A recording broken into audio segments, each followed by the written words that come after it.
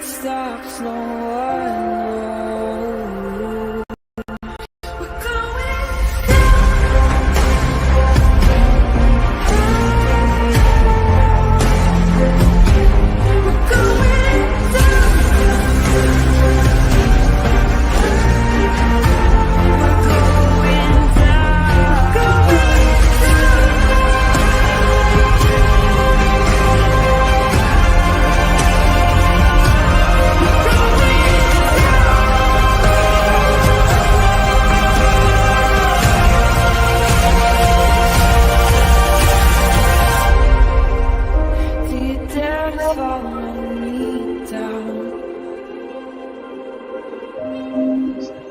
into the unknown.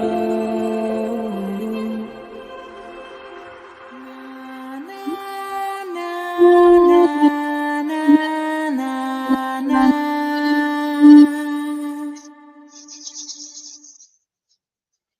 Hello, hello, hello, everybody. Happy Monday. Monday. Welcome back to Criminality. If this is your first time here, welcome to Criminality. We're going to be doing a trial. I don't know why I call it that, but it's like a trial rewind where we're watching the Todd Mullis trial that took place a few years ago. I'll do a little set the stage for you. I've watched this trial. I've commented, I've done commentary on this trial already with my friend Jen Liu over at the Word Case Studies. We did it a few years ago. I'm going to do my best to not do any spoilers. But I think everybody who's here knows that I've already publicly said that I absolutely believe that Todd Mullis is innocent. I think he was wrongfully convicted, and I think that his defense team was just a sham of a defense team. It was terrible. But to set the stage a little bit, so Todd was married to Amy Mullis, and they had 3 children, 2 boys and a girl. They lived on a farm in Iowa, and they would raise pigs and do farm stuff and, you know, all the things. I wouldn't say they had the best marriage. They weren't necessarily happy. But I don't think he quite realized how unhappy things were. So it'll be interesting to get your guys' thoughts as you're watching it. Some of you guys may have already seen it. I don't know how many of you guys have watched.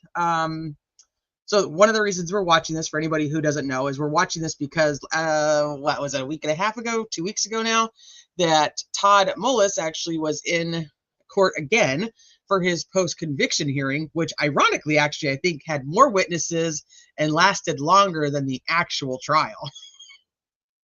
Yeah, they did farm stuff.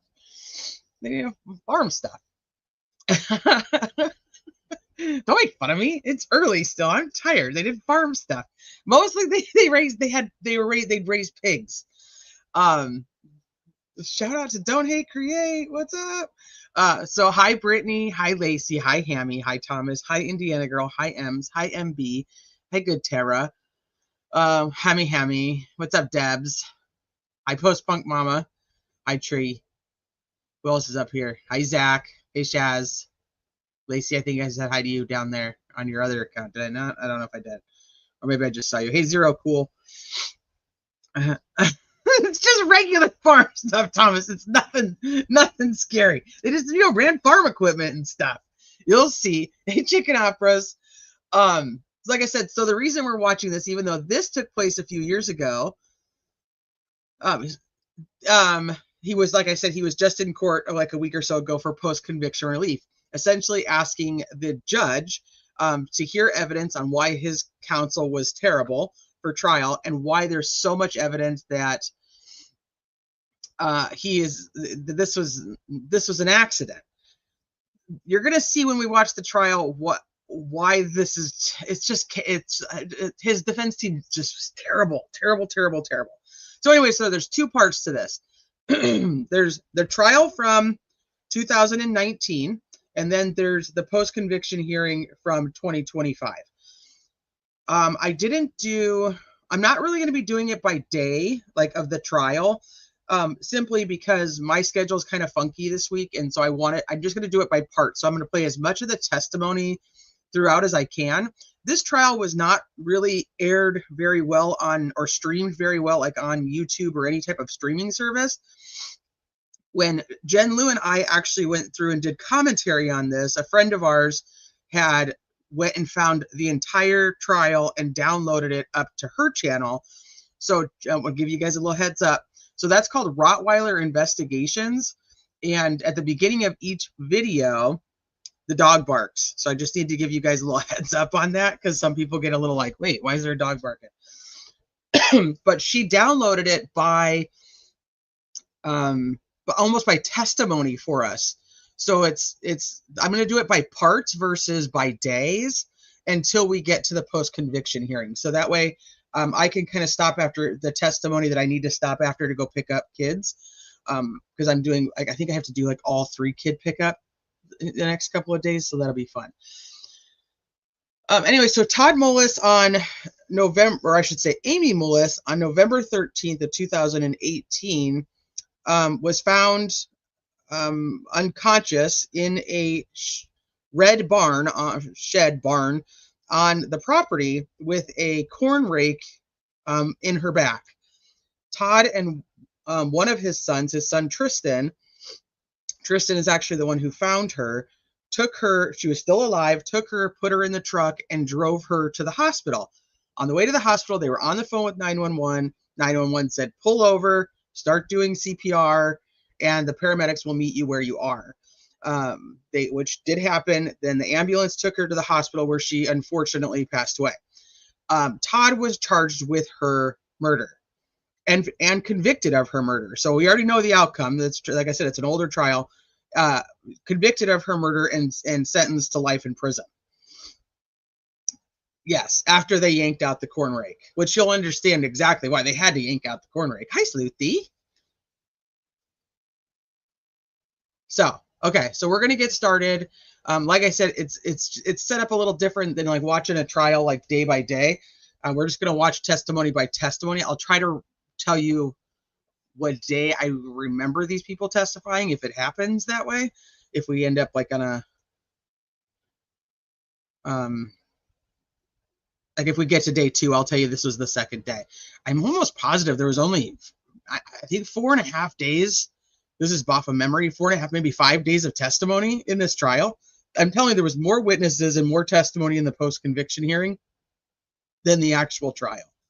So I'm just going to do a little test right now. I want to make sure you guys can hear it okay. Okay, would the state please read the charge in this matter?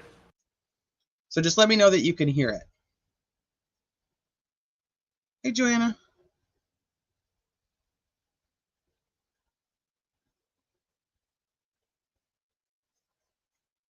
Yep, can hear it. Okay, perfect. This is going to be different. Yeah. We're going to watch the openings. We're going to watch the whole thing, Ashley, from start to finish. I've got the only thing that was kind of wonky is Tristan's testimony, because at the time he was a minor. He was only, I think he was 13 when it happened, and 14 when he testified, or 12 and 13. He was like preteen. He was very young. So they didn't do it on camera, but it was recorded. And so I don't know if I have all of it, but we're going to see. In one day? No, we're not going to be able to do it all in one day. No, because I have to go pick up kids from school. So we're just going to do, this is all opening statements, and then we're going to go into the first witnesses, and then Tristan does testify the first day, so I'll figure out if I have the whole thing or not, because that one was a little wonky. Like I said, this was not a trial that was like streamed on court TV. Like they just didn't do it.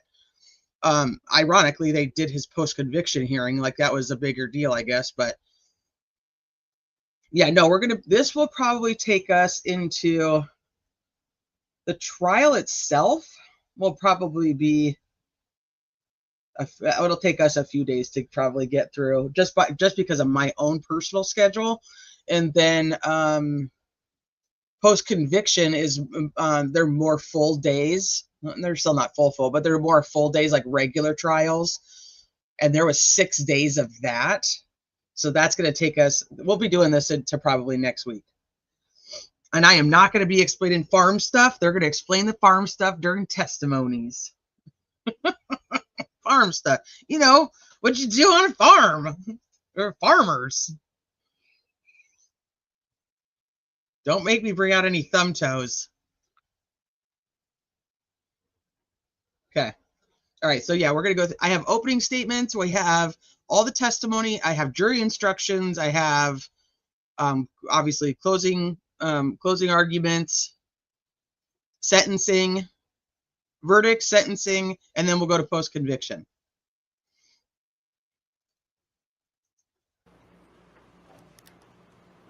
Oh, it'll be very interesting. Yeah. For you coming in blind. Good morning. Yeah, no feed, Ashley. No feed. In the Iowa I'm going to be District quiet. Court in and for Delaware County, State of Iowa Unnecessary evil. plaintiff versus Todd Michael Mullis. Number FECR 012941. Trial information. Comes now Delaware County Attorney John Bernard and Assistant Attorney General Denise A. Timmons as prosecuting attorneys, and in the name and by the authority of the state of Iowa, accuse Todd Mullis of murder first degree, committed as follows. Todd Mullis, on or about the 10th day of November, 2018, in Delaware County, state of Iowa, did kill Amy Mullis in violation of Iowa Code sections 707.1 and 707.2 1A. A true information, signed John Bernard, Delaware County Attorney, signed Denise A. Timmons, Assistant Attorney General. To this charge, the defendant has entered a plea of not guilty. Thank you. Okay, and whenever the state is ready for opening statement, go right ahead.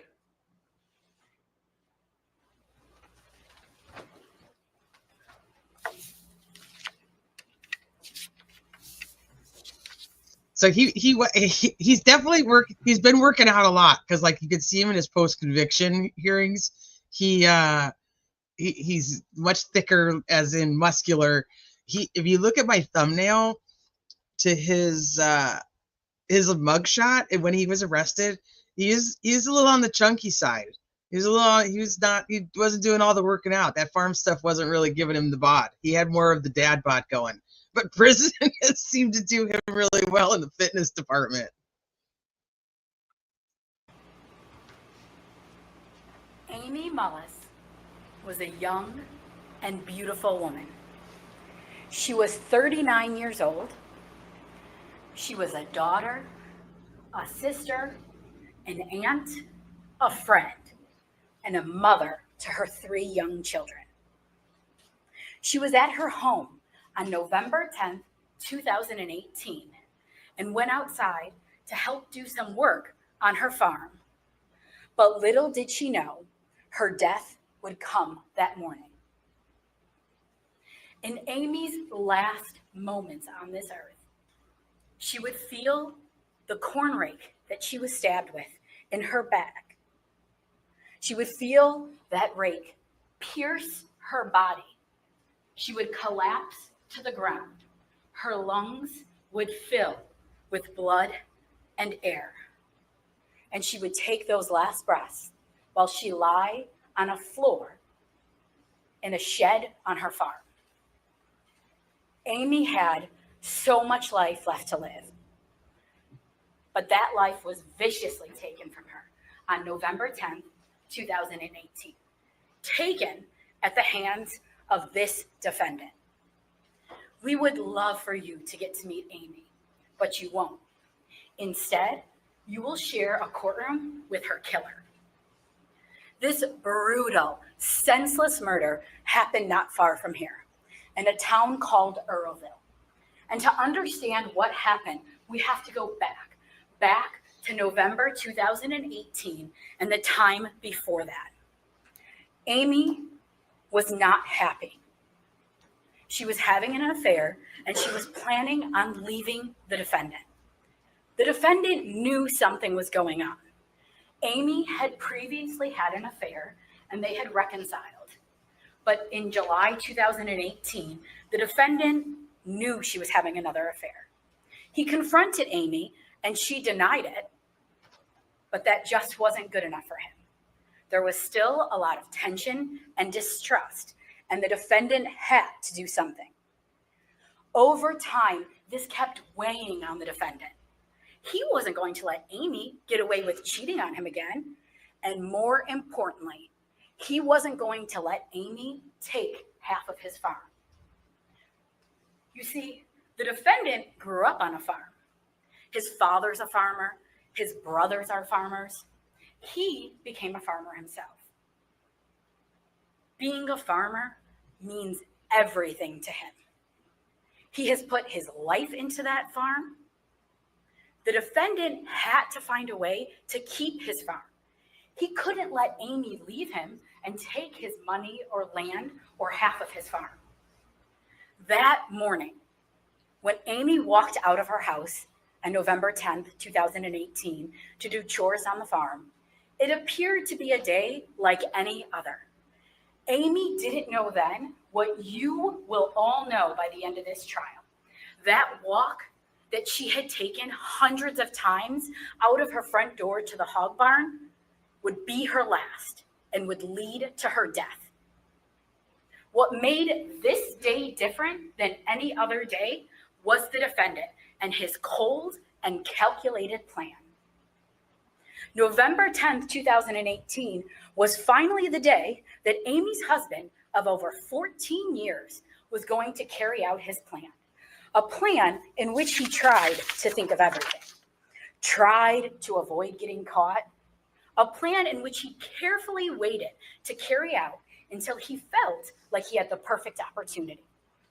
The defendant made sure the only people at his farm that day were him, his wife, and his kids, because he didn't want any other witnesses.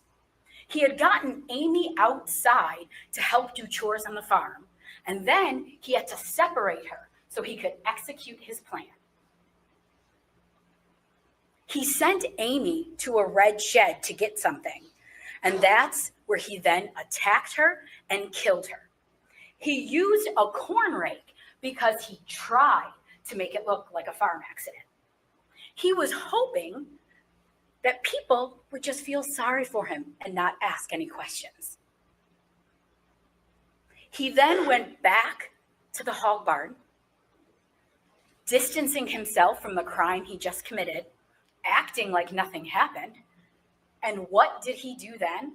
He sent his 13-year-old son to go and find his mother, who he had just slaughtered. The defendant acted like he was upset. He had to. This was his big moment, what he had been practicing and planning for months. He immediately started telling his story. He told 911 she fell on a corn rake. The defendant believed he thought of everything, but what he didn't count on was what happened next. Nobody believed his story.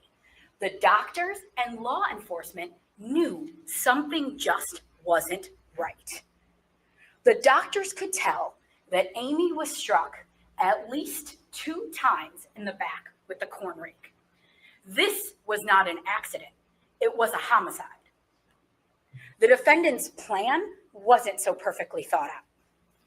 Now, you're going to hear a lot about Todd and Amy's relationship before this happened. And you're going to hear about how Amy was fearful of the defendant, how she told her friends and family members that she was planning on leaving him, but that she was afraid that if he found out she was having an affair, he would kill her. And she also told another friend that he would make her disappear. But wait, that's not all. Because what you're also going to hear is that the way that we know that the defendant planned this was after the police executed a search warrant on his house. They collected the defendant's iPad that is connected to his personal Gmail account.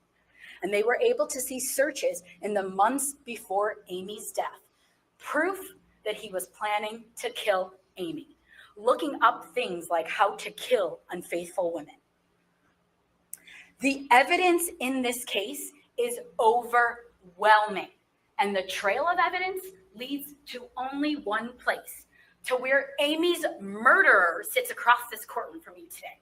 And make no mistake, the defendant earned this seat in this courtroom by what he did that day, November 10th, 2018.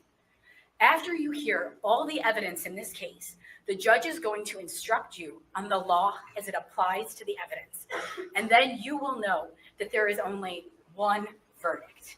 Only one verdict supported by both the law and the evidence, and only one just verdict, a verdict of guilty.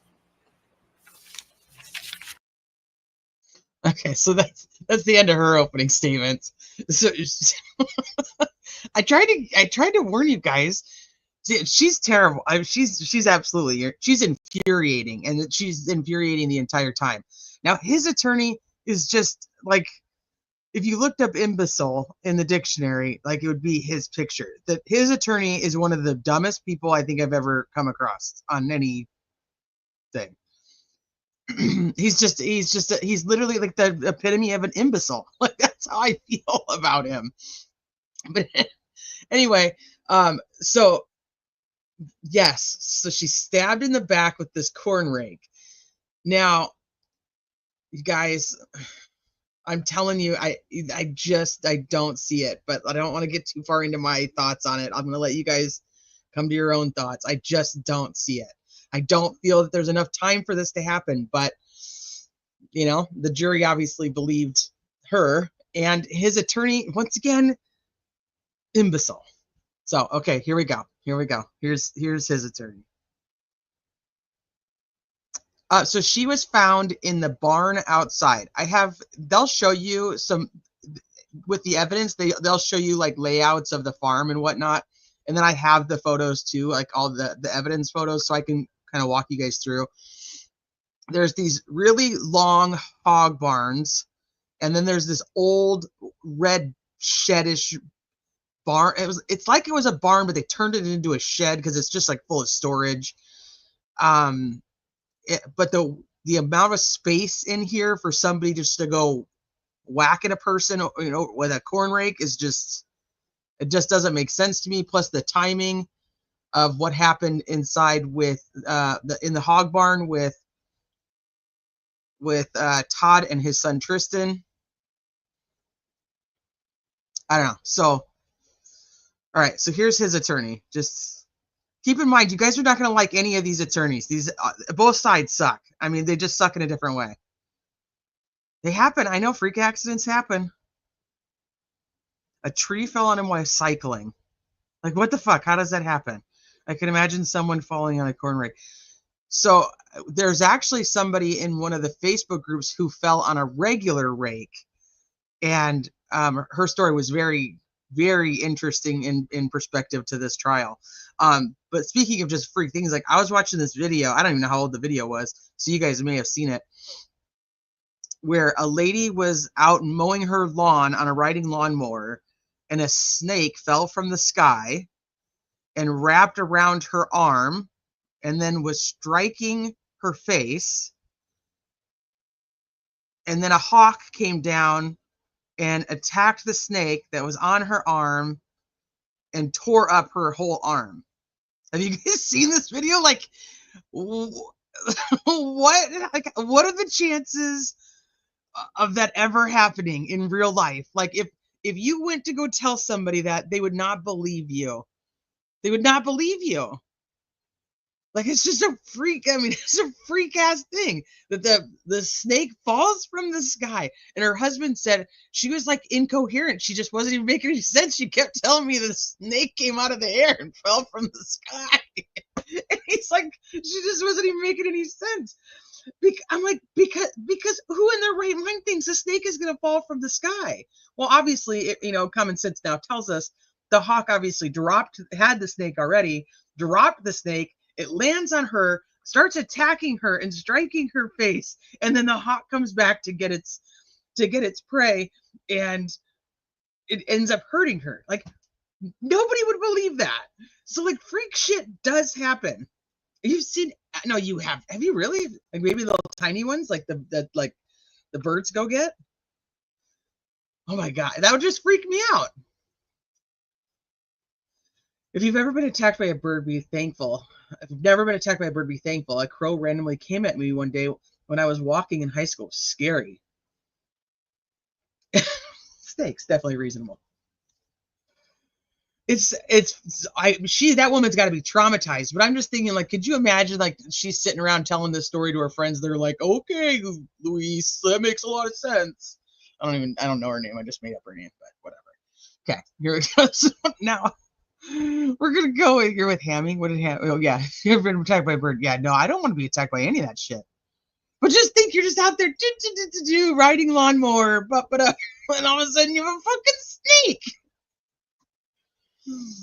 I'm staying inside forever. Okay, here's the defense.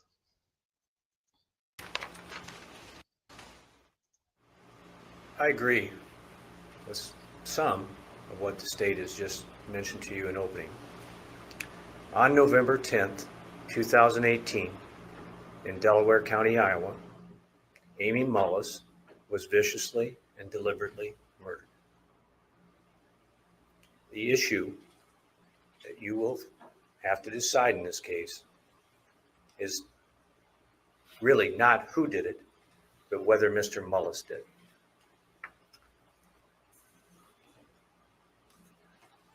The evidence is much along the lines of what you've just heard.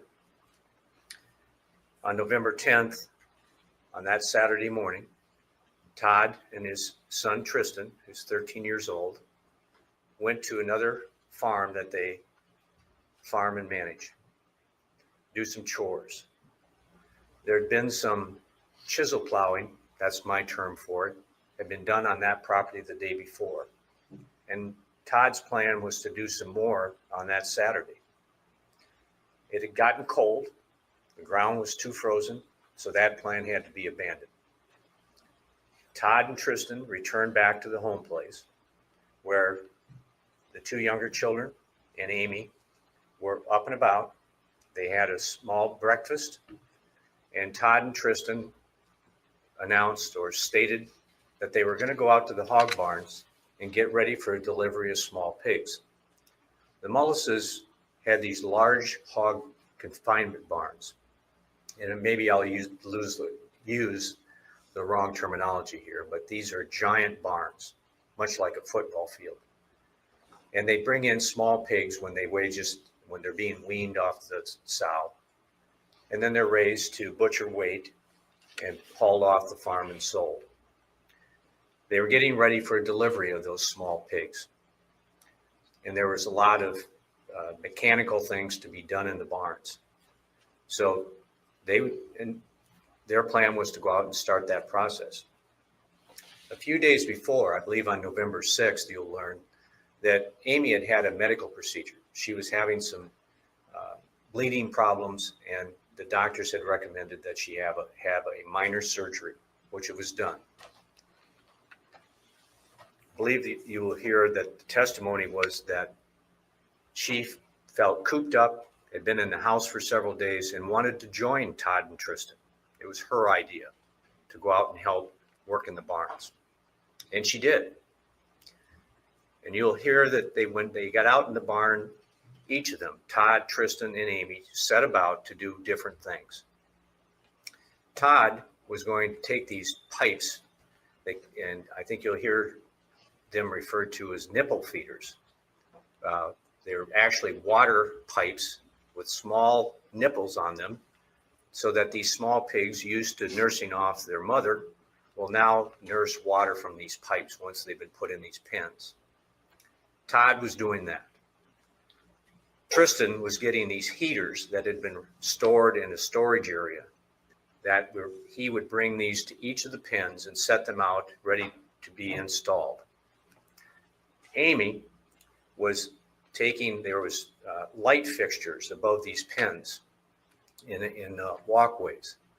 And they were, as you might imagine, with all these hogs, the manure and the smell, that there was lots of flies, not in November, but there had been when there had been pigs in the barn, the large hogs. So Amy set about to clean those fixtures off, to take the fly feces off of the globes around those lights. And to do so, she couldn't just stand and reach up and do it. She would use a pail sometimes, or stand up on the fence partitions if there was a place to put her foot. And that's what they did. Each kind of doing their own thing, all within proximity of one another.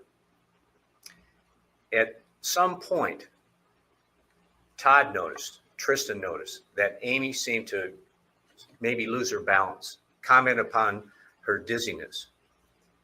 And this is something that Todd had witnessed even before she had had the medical procedure on November 6th.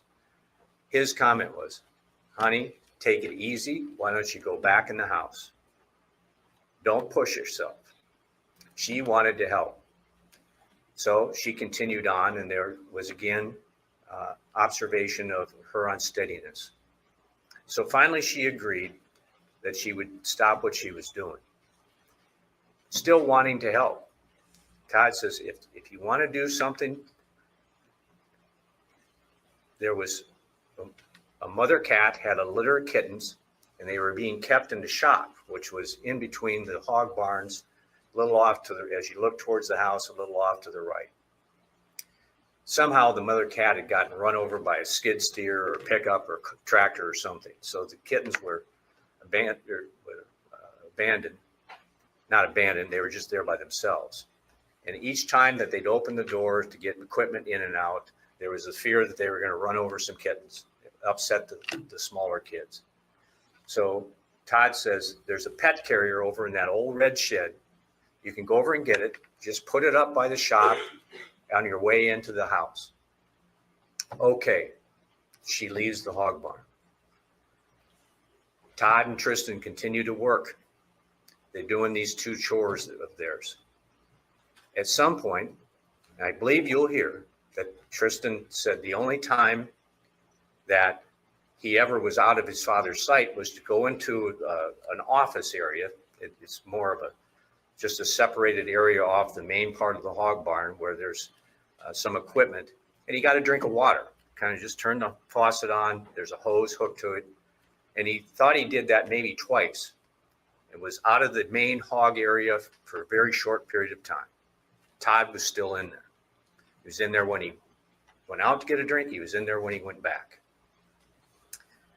They worked for some period of time, and I don't think there's a real good handle on what that period of time is. Maybe an hour, hour and a half. And at some point, they look out towards the house, and where you can see up by the shop where this pet carrier would have been placed by Amy per this plan, and it wasn't there. And Todd says to Tristan, why don't you go see what's going on and get that pet carrier if it's not up there? Tristan goes to the shed where an awful, awful thing had occurred. Tristan yells for his father. He comes, he finds her in the shed horribly with this corn fork stuck in her back. And you'll see pictures of this shed where you get in these sliding doors, which were kind of frozen open, but a pretty short width. And then you go in and there's a bunch of these plastic farm sprayer tanks, and you kind of turn to the left and then you go down this hallway. And in fact, down that hallway, there's some auger screws laying on the floor, but there you see this pet carrier that's partially pulled out from a shelf. But Amy's out laying on her face or on her hands and knees, crunched over near the door. It's so horrible. Todd cannot get her out of the shed without taking that fork out of her back because the doors weren't wide enough. There wasn't enough room to move her. So he did it. And he had Tristan help him get her in the pickup, literally laid across their laps, called 911, and proceeded to drive as fast as he could towards medical care. The 911 operator directs them to a certain location where he or she, I can't remember, is sending law enforcement to meet them and ultimately emergency equipment. And they meet on a roadway out in the country where Amy is then transferred from the pickup into an ambulance and taken to the hospital, where she is soon pronounced dead.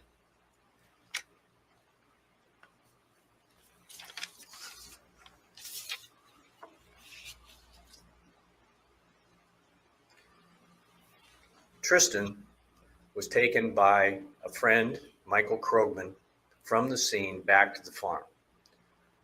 2 deputies had asked for him to do that, for Tristan to go back there so that he could show them where he found his mom, a little bit about what happened.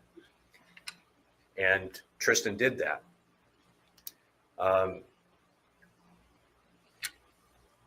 Then Tristan went to the hospital where he meets with family. He's questioned briefly there by law enforcement. He basically tells you the story that I just told you. Maybe not in quite so much detail. Todd did state that he thought he had no other explanation. She went in the barn, she ends up with a fork in her back. She must have fell. He had no idea. But we will learn, you will learn, that she didn't fall on the fork, that there was 4 times on this fork, and you'll see it here in the courtroom, that there was more than 4 wounds to Amy's body, that she was struck more than once. But when she was there working in the barn, and you'll see pictures of her clothing, she had on several layers of clothes, from a light shirt to another shirt. I think it was 3 layers, and one was a fairly heavy coat. So Todd couldn't see the wounds. There was some blood, and that was about it, quite a bit of blood. So his explanation was the only one he could think of. This wasn't something he manufactured. It was like, what else could it be? She was dizzy in the hog barn. Here we find her with this fork in her back. She was trying to get this pet carrier out of the shed. I don't have any other explanation. And that story remains consistent when he's questioned more completely by law enforcement. Tristan at the farm, at the hospital, later questioned at a school, and later questioned at a professional, it's a CPC center, I think they call it, at St. Luke's Hospital in Cedar Rapids, where professionals who interview children who have been victims or witnesses. He was interviewed there, and again, his story remains basically the same.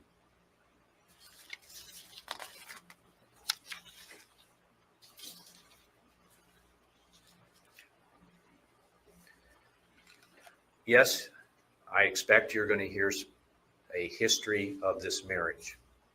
That approximately 5 years before this all happened, Amy was working at the hospital, I believe in Manchester, and that she had an affair with an individual. Todd ultimately learned about that affair. They, at the suggestions of friends and family, they went through counseling and they worked through it. I believe you'll hear testimony from Todd that his marriage was important. His children were important. The farm life was important to him, but not so important that he's going to murder the mother of his children and his wife. There will be sometimes perhaps confusing text messages, phone contacts, or information about what was said by Amy. But I think you will find that Todd continued to work towards maintaining his marriage throughout all this confusion. But behind his back, Amy was having a significant sexual affair with someone who actually came to the farm on a regular basis. A gentleman by the name of Jerry Frazier. He worked for a company that contracted these hogs into these various hog confinement facilities. And I think he'll testify that he was responsible for calling upon and servicing numerous hog operations like the Mullises. So he knew the farm, he knew the people, he'd come there on a regular basis, and he and Amy would have business conversations, business communication, I guess I'll call it, about feed and medicine for the hogs and things that were going on a business level. But he would say that in the spring of 2018, it became a flirting thing, and then it became a sexual thing. And it was extensive, that he and Amy would meet on various locations at various times, and it was sexual. I'm going to say you'll find that somewhere around the first part, at least the first half of July, Todd saw some phone bills that would show the amount of messaging going back between Amy and Mr. Frazier. And it bothered him. Bothered him to the extent that he called Jerry Frazier and said, "Hey, what's going on? Is there something going on?" Frazier, "I don't know what you're talking about. I'm just a nice guy. Amy wants the kids to get involved in showing pigs at fairs and stuff like that. And I help out a lot of people. And we got our regular contacts about the hog operation there at the Mullis farm. Don't worry, Todd." Todd even calls his wife, and she thinks Todd's crazy. She doesn't suspect anything. And I think it's pretty fair to assume that Jerry Frazier convinced his wife that Todd was a little wacky and don't pay attention to him. The affair continued. There was plans to meet at the state fair in Des Moines in August. Amy was telling people, as soon as Jerry is ready and his kids have graduated, then I'm going to get a divorce and so forth and so on. But I don't think Jerry was quite into it like she was. But he admits it still continued right up until just a few days before this November 6th medical procedure.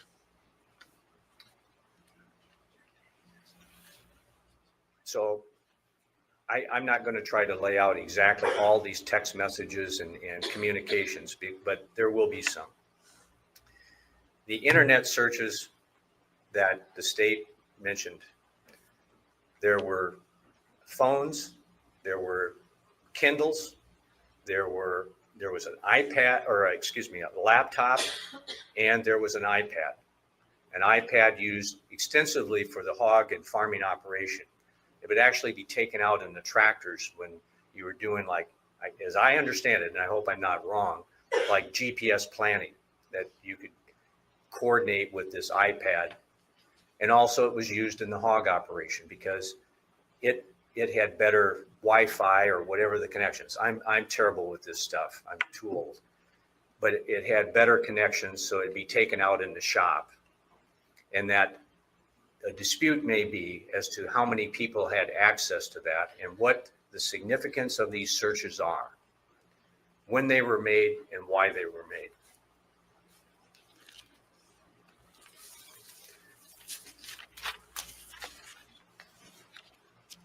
Folks, again,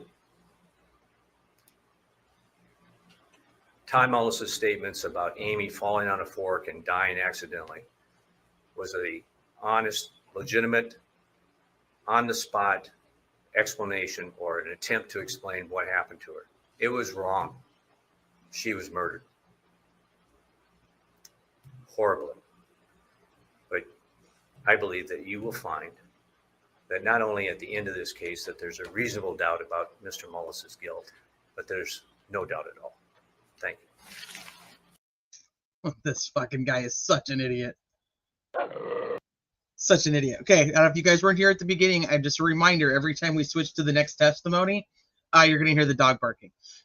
So, because it's the Rottweiler Investigations channel that she uploaded them all to for us when we watched it back in 2021, 2022. Anyway, okay, let me show you guys a few pictures just for context. That guy. So his attorney essentially is admitting that she was murdered, but that it wasn't. It just wasn't Todd that did it. This is such an idiot. All right, hold on. Let me see if I can. That's not the greatest. These are the hog barns, so you can see how big they are. And he's talking like they're like a football field. Let me show you this one. So here you can see So their house is over here, just FYI. And then you can see like the house, you could see the barn, you could see the hog barns. That's not the greatest picture. Where is a better one? No, I have a better one.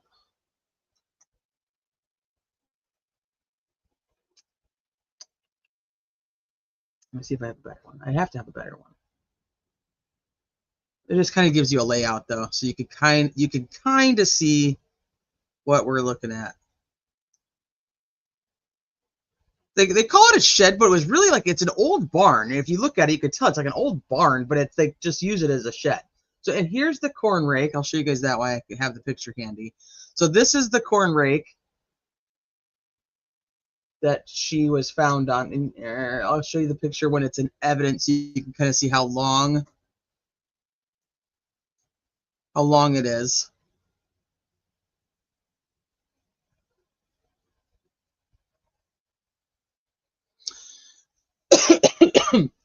So the state tells you in their opening statement that Amy had an affair, and they're essentially saying to the jury that's Todd's motive. Todd's motive is he knew she was having an affair, and she was gonna leave him, and she was gonna take the farm, and he loved farming, so he killed her so that he could keep the farm and keep the kids because he was jealous that she was having this affair. She'd had an affair prior with one of the deputies. Oh shit, what was his name? I think it was Keith. I think his name was Keith, if I remember right.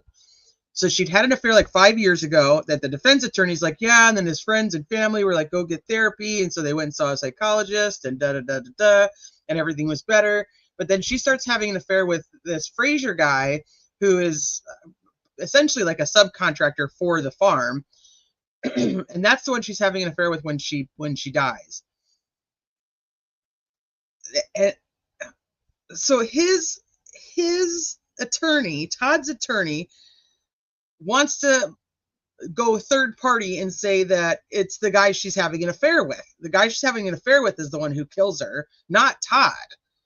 Instead of the fact that nobody kills her and it's a freaking accident. Yeah, it's like a hay fork, but they call it it's a pitchfork. And it's called a corn rake.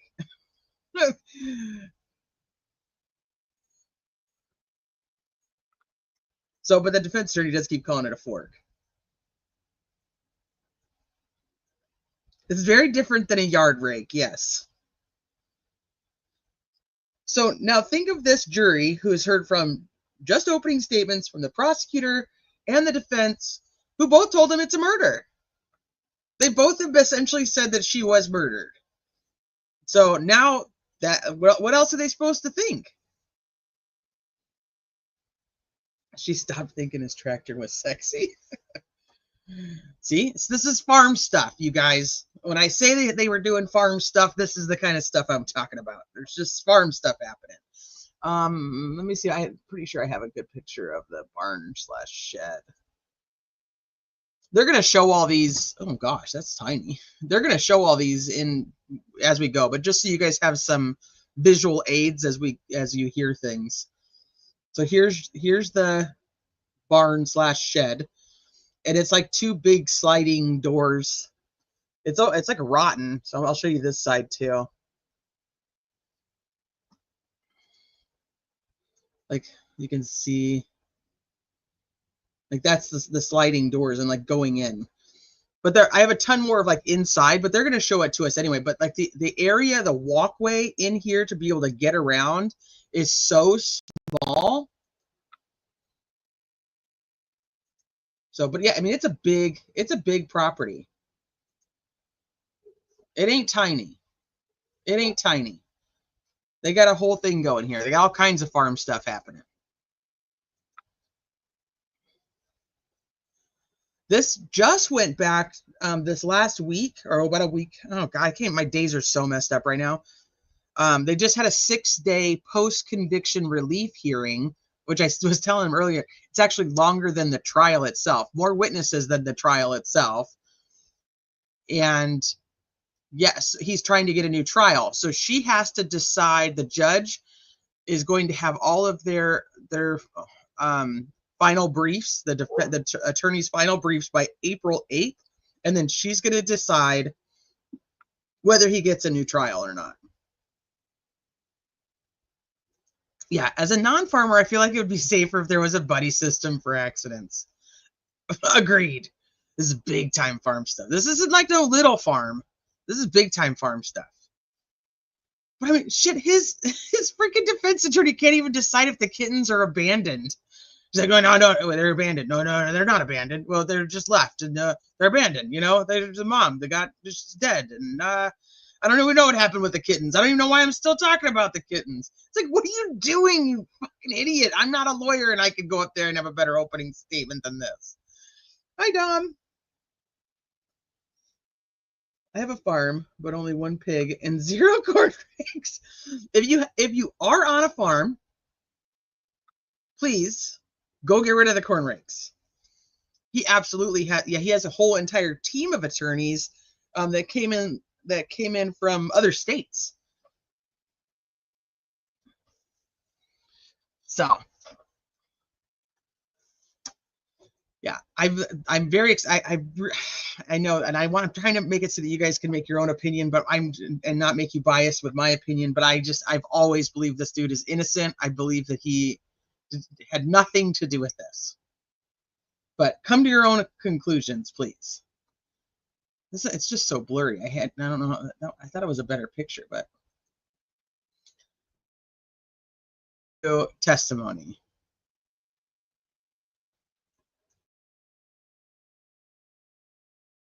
It's gonna bark.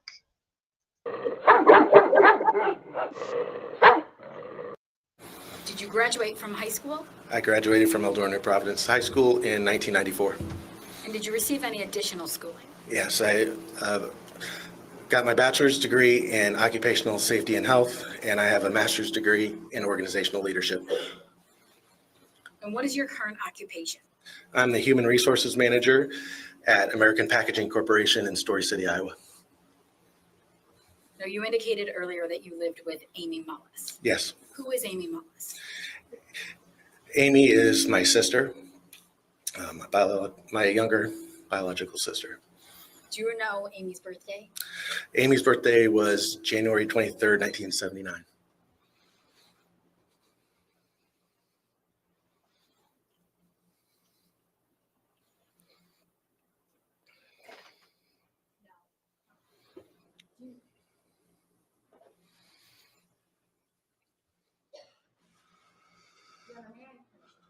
Yes.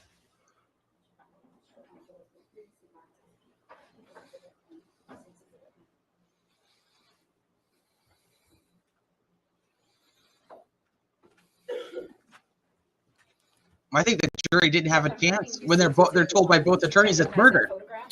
Yes, that's my sister, Amy. And is this a true and accurate depiction of Amy and what she appeared to be prior to November 2018? Yes. Your Honor, I would ask permission to publish this to the jury. Before you publish it, we should have it offered first. Are you offering it into evidence? Any objection? No, Your Honor. State's Exhibit 1 is admitted, and you may publish.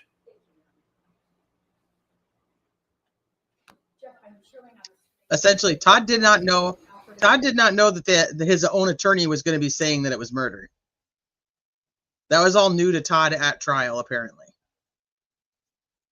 Exhibit number 1. Yes. Is that a photograph of Amy? Yes, it is. Did Amy work? She had been a registered nurse, and she had left that to work on the farm with the family farm.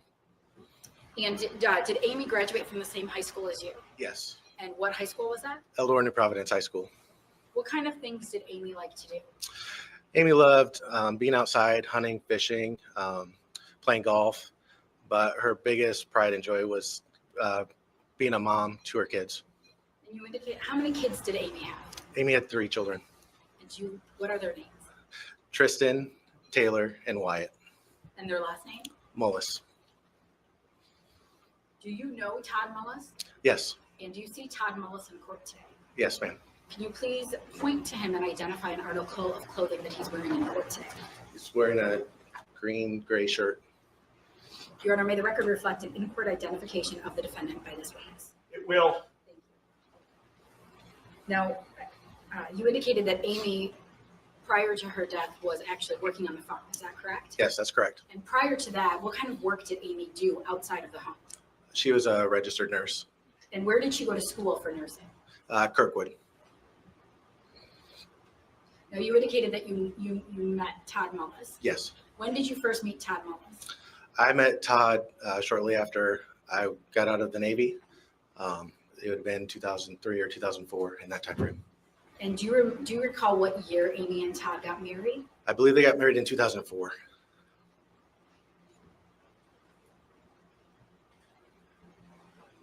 What was the nature of your relationship with Amy like? Amy and I had a good relationship. We would call and text.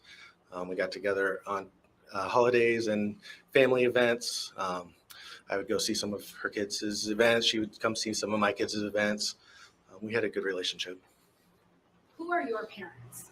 My parents are Robert Fuller and Peggy Munson. And so would it be fair to say that Robert Fuller is your father? Yes. And where does Robert Fuller live? He lives on the farm that we grew up on. And is Robert married? Yes. And who is he married to? Yes, he's married to Eileen Fuller. And you indicated that your mother's name is Peggy Munson? Yes. And where does your mother live? My mom lives in Ankeny with her husband, Randy Munson. Did you and Amy ever talk about her relationship with Todd? Occasionally. Back in around the time that Wyatt was born, which she said that she had not been happy and she was just not happy back then. How old is Wyatt currently? Wyatt is 9. And how old is Taylor Mullis? Taylor's 11. And how old is Tristan Mullis? Tristan is 14. Now, you indicated that you had this conversation with Amy when Wyatt was born. Right around the time he was born. And where did that conversation take place? I think it was at my dad's house, but I'm not positive. Now, I'd like to direct your attention to sometime around August 2018. So 9 years ago, his sister told him that she wasn't happy with her husband. And that's irrelevant in this setting. No, there you hear no objections. There's no objections. This is not relevant. 9 years ago, Amy told her brother she wasn't happy with her husband. Now, if I die, I can guarantee in the 18 years that I have been with my husband, somebody in my family can tell you that I said I wasn't happy at some point. That's just crazy to me.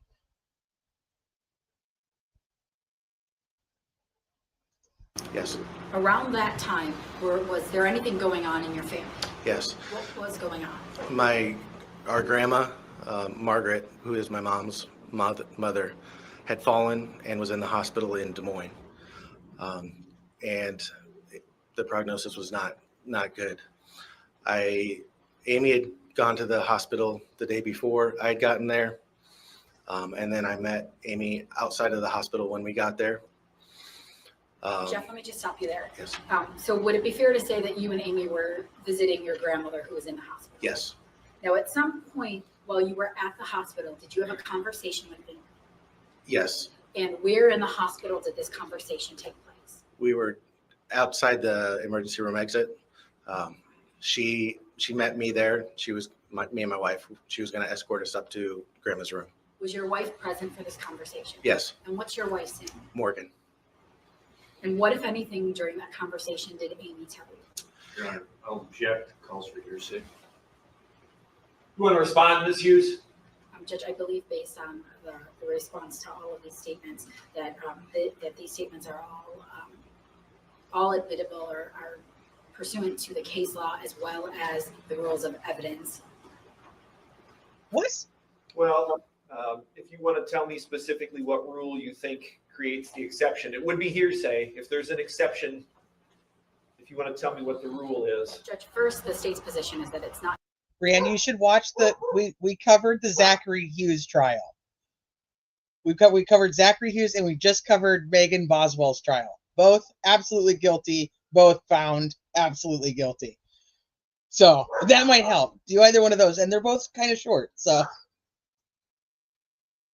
not hearsay because it's to show the state of mind of the victim and to show that she was fearful of the defendant, not that the actual acts happen that he's about to testify to, Your Honor. And then further than that, I think that if Your Honor does believe that they're for the truth of the matter asserted, it does go towards the victim's state of mind, its present sense impression, and it also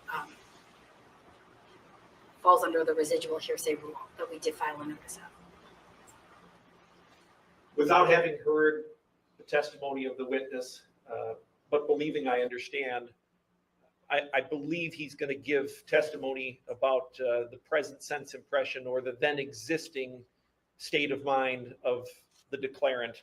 I'm going to overrule the objection for now and let him answer. Do you remember the question? she's like, it's not hearsay. It's all the evidentiary rules and evidence and everything. He's allowed to say it because I said so. It's like a prosecutor thing. I said he's allowed to say it so he can. But here's the thing. This defense attorney just objected to this present sense of time, like that she's given, that Amy is going to be telling her brother something in the recent past. But when the brother's testifying to 9 years prior that his sister made a statement she wasn't happy in her marriage, nobody fucking objects to that. That's totally okay. That's totally okay. He doesn't bother to say anything. This is all happening in front of the jury. Yes. All of it. It's just dumb. This is it's all dumb. It's just so bad. So bad. Yes. Go ahead, you can answer. So that conversation, when my wife and I approached Amy, she said that she was planning on getting a divorce and she was going to leave Todd, and that he was going to flip out. Did she tell you when she would be leaving Todd? At that time, she said it'd be a little bit later after the crops were out of the field. Because Did she that's indicate important. to you that she was going to divorce Todd or just leave him? She was going to divorce him. Did your grandmother pass away from that time in the hospital? Yes, she passed away that same day. And shortly after your grandmother passed away, did you go anywhere to take care of her belongings? Yes. My wife and I, my mother, her husband, and my aunts and uncles helped clean out Grandma's house in Eldora. And were those all the people that were present on that day that were helping cleaning out the house? Yes. While that was happening, did you and Amy have a conversation? Yes. Was it just the two of you at that time? I believe so. There may have been some people that overheard the conversation. We were all just around in the area. What did Amy tell you that? Okay. Amy asked me if she could store Grandma's couch and some chairs and lamps at my house so that she would have some furniture when she left Todd. Did you then take any of that furniture? Yes. And So just remember this part too, because the state's theory is that Todd knew that Amy was having an affair and was going to file for divorce, and he was going to lose the farm. But the brother just testifies to that Amy's actually planning on leaving and moving out, and that's why she needs all this furniture. So Todd's going to be staying at the farm, but she can't leave until the crops are ready. Got to make sure the crops are ready. No divorce in Iowa until the crops are harvested. Okay. Joanna, that's hilarious. where did you put it? I stored it. I still have it in my garage. I had set it on some pallets and covered it with some tarps to keep the animals off of it. And why did you keep that furniture? So she would have furniture to, when she moved out, so she would have something to start off with. During your conversation with Amy, did she say anything to you specifically during this conversation about Tristan, her son? Yes. She said she was worried about Tristan because him and Todd were close. And when she left, she knew that Tristan would be angry with Amy for leaving. When was the last time you spoke to Amy? The last text message was the day before she was killed. Would that be November 9th, 2018? Yes. And what was the nature of that conversation? She had had a procedure earlier in the week, and she had sent me a picture of a bruise on her arm from the IV that was not put in very well, apparently.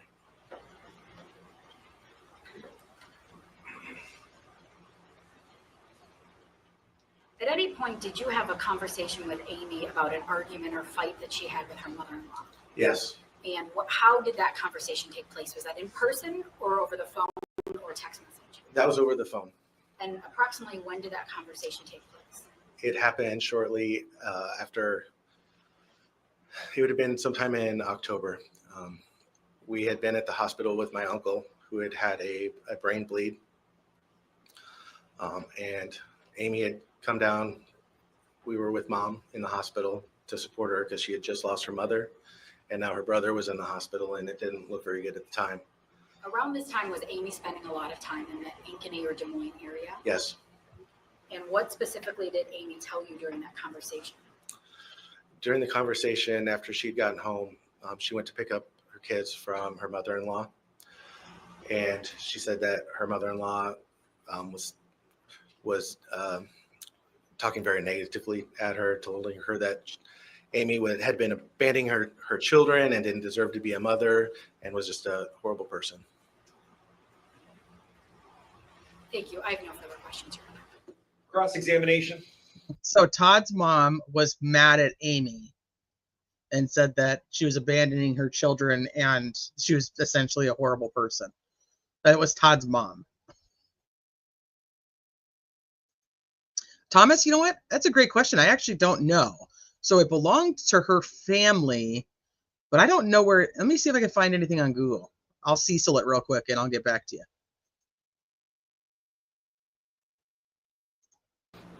Thank you, Your Honor.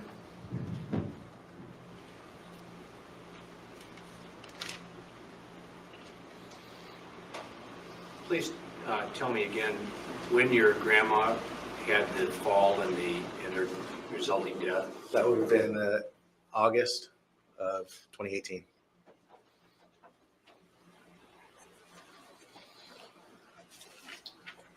And after that, your uncle had some type of medical issue too. Yes, that's correct. What was his name? Jerry Granzo. And do you know where he was hospitalized for this medical issue?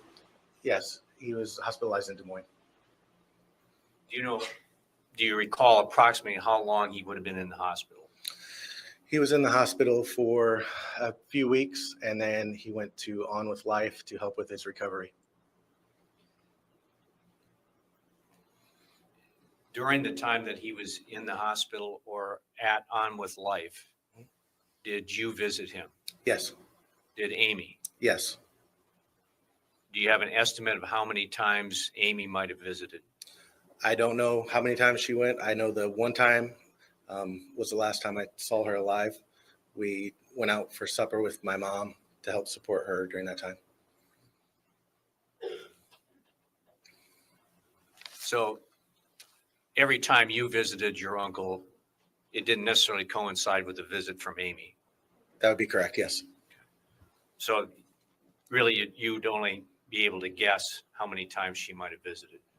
I could guess, but I don't have an answer. Do you know if there were ever any times that Amy combined a visit to her uncle and her mom with activities that Taylor was engaged in, the tumbling, I believe, that she participated in? I don't know if she did that or not. Okay.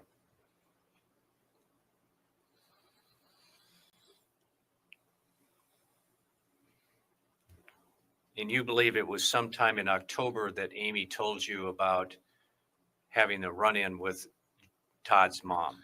Yes, I remember we had just left Uncle Jerry's, the hospital that he was in, and I had gotten home, and she got home the day after, I believe, and she called me.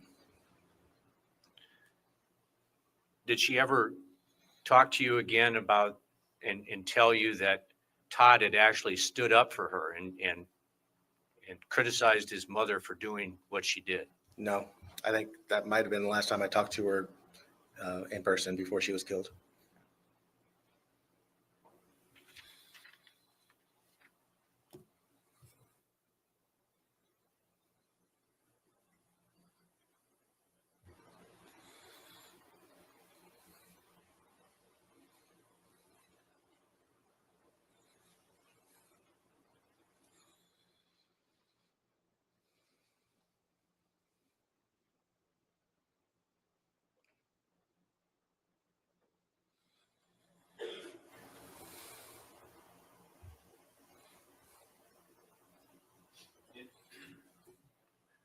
Were you aware that Amy had had this affair about 5 years ago?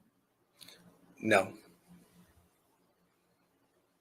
Were you aware up until the time of her death that she was having an affair?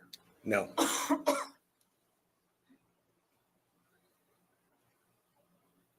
Thank you, sir. That's all I have. Any redirect? No, Your Honor. Sir, can you spell Uncle Jerry's last name for the record? Granzow. Okay, thank you. You're free to step down. Thank you. So your sister tells You you how swear and unhappy affirm- she is with her marriage and how she's going to leave her husband, and you have no idea that she's actually out cheating repeatedly with other men. That the testimony you give in this matter will be the truth, the whole truth, and nothing but the truth. I do. Go ahead and have a seat. State your name and spell it for the record, please. Eileen Fuller, EILEENFULLER. Go ahead, counsel. Ma'am, you indicated your name is Eileen Fuller. Correct. Could you tell us how old you are? 54. Where do you currently live? Iowa Falls, Iowa. Where did you grow up? Strawberry Point, Iowa. And where did you go to school? Starmont High School. What is your current occupation? Sales and advertising. Are you currently married? I am. And who are you married to? Robert Fuller. Do you have any children? I do. And who are your children? Whitney Gam and Zachary Converse. And when did you and Robert Fuller get married? 2004. And does Robert have any children? He does. And who are his children? Jeffrey Fuller and Amy Fuller. When you first met Amy, when was that? In 2002. How did you meet Amy? I met her through a mutual friend. And what kind of a relationship did you have with Amy? We were friends. And when you first met Amy, her name was Amy Fuller. Fuller. And what kind of things would you and Amy do together? Go to dances. She'd come to my house. We'd barbecue, swimming. I mean, just did a lot of everything together. During that time when you first became friends with Amy, did you meet Todd Mullis? Not for a while. And how was it that you did meet Todd Mullis? Through Amy. And how did you meet your current husband, Robert Fuller? Through Amy. Do you recall when you met Todd Mullis? I'm going to say that I met Todd in July of 2003. And when did Todd and Amy get married?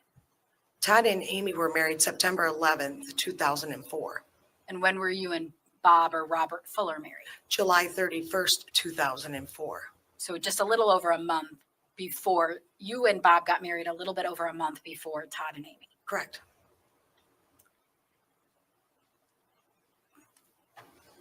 Did you have a relationship with the defendant, a friendship or relationship? How did you get along? Todd Yes. and I got along fine. And when you initially moved on into the farm in Eldora, would Todd spend any time on the farm? He did. And in what capacity? He and his father rented the ground. So they were there twice a year to put in the crops and take out the crops. Were you aware several years ago, about 5 years ago, that Amy had an affair? I was. And how did you find out about that affair? I found out through Amy. After that affair, what did you observe about Todd and Amy's relationship? We didn't see them a whole lot. They seemed to be working things out. After that, after you found out about that first affair, do you remember a time when you had a conversation with the defendant? I do. And approximately how long after that affair was this conversation? I'm going to say right around 2.5 years after. And where did that conversation take place? In my kitchen. Was anybody else present for that conversation? It was just Todd and I. The rest of the family was in the basement watching TV. It was a holiday. They were watching football. What did the defendant, Todd, say to you at that time? He said, Eileen, do you know what Amy did? And I said, yes, Todd, I do.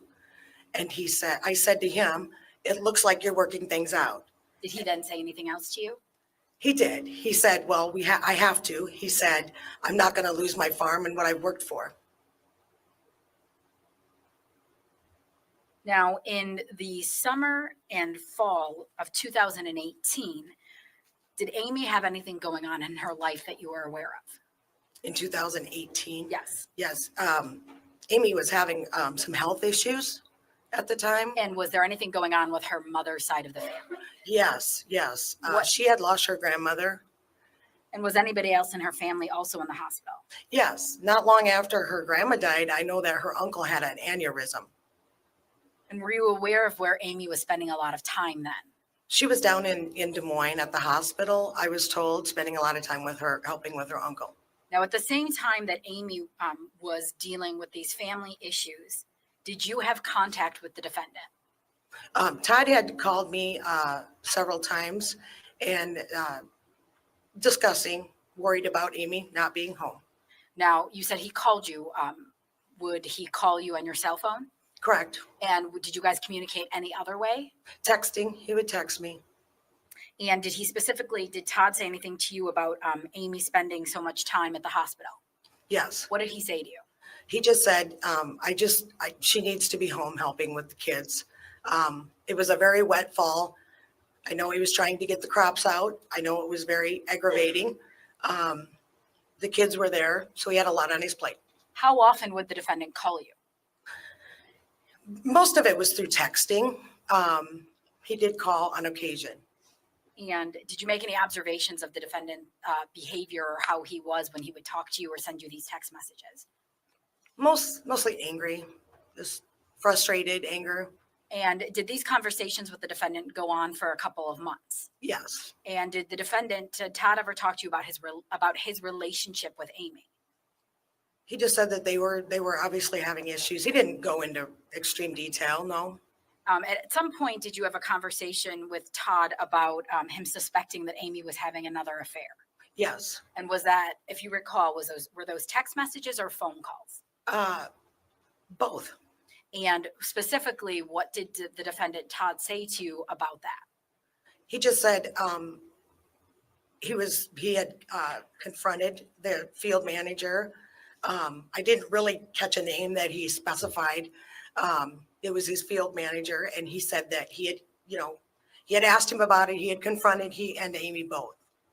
And did he tell you what led him to confront them about it? He said that via her phone, he could tell that, she was contacting him. They were contacting each other. And at any point, did the defendant ask you for advice or ask you what you thought he should do about it? He did, yes. And what, if anything, did you tell him? I said, I don't know, Todd. If that was me, I guess I would talk to his wife. I didn't. That's what I would do. At that point, did you know who this person was that Todd was alleging she was having an affair with? No.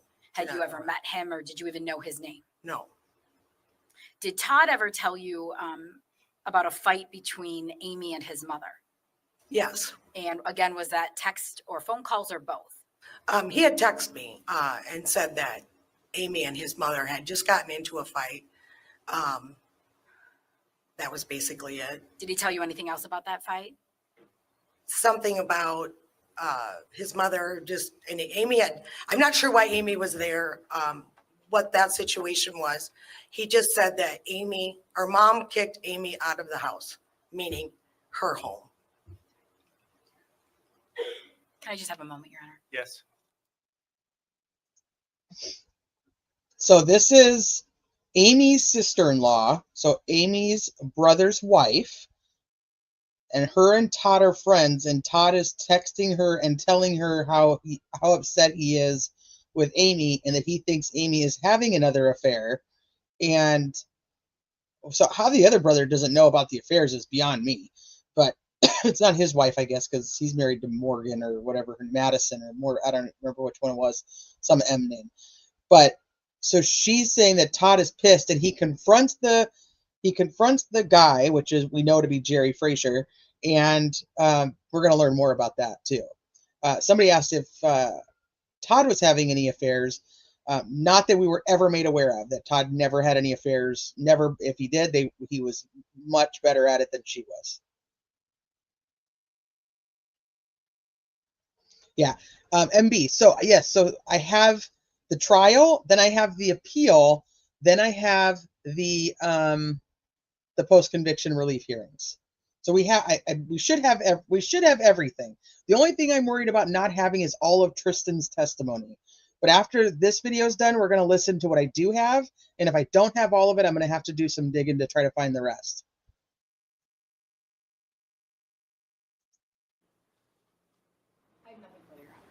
Cross-examination. Okay, wait. Caught something. Brother said that in October, Amy tells him about the mother-in-law, and when asked if she told him Todd defended her, he said no, because that was the last he talked to her.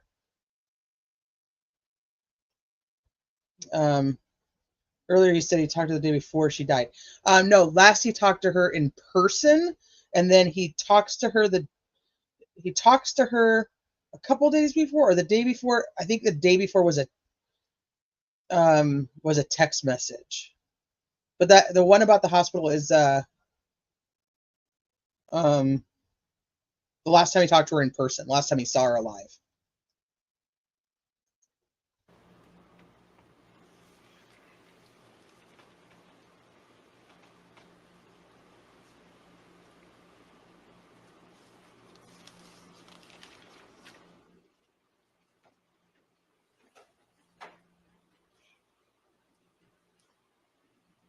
Ma'am, when Todd and you first talked about the first affair that Amy had, I believe you've told us, and perhaps today I missed it, that this happened 2 or 3 years, the conversation with you and Todd after that had occurred? Correct. About around 2.5 years. I didn't write the dates down.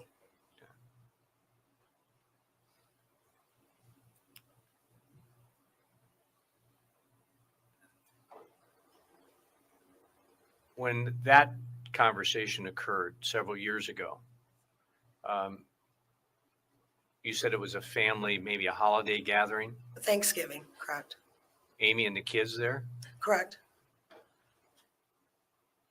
In your opinion, did Todd love his children? Yes. Love his career, his farm life? Yes, very much. Hard worker? Very hard. And you saw evidence of that because him and his dad rented ground from your family? Correct.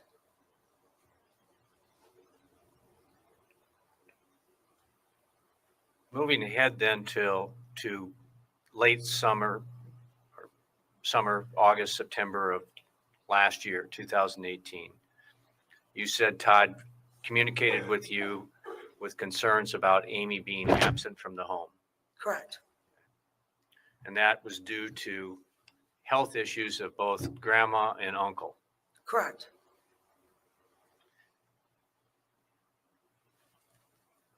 You mentioned his plate full. Crops coming out about that time of year. Correct.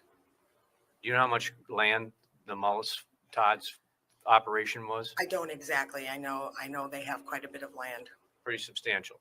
Right. And renting and vice versa. Yes. And it sounds like from what you're telling us that Amy was doing this family health issue visits without the kids going with her.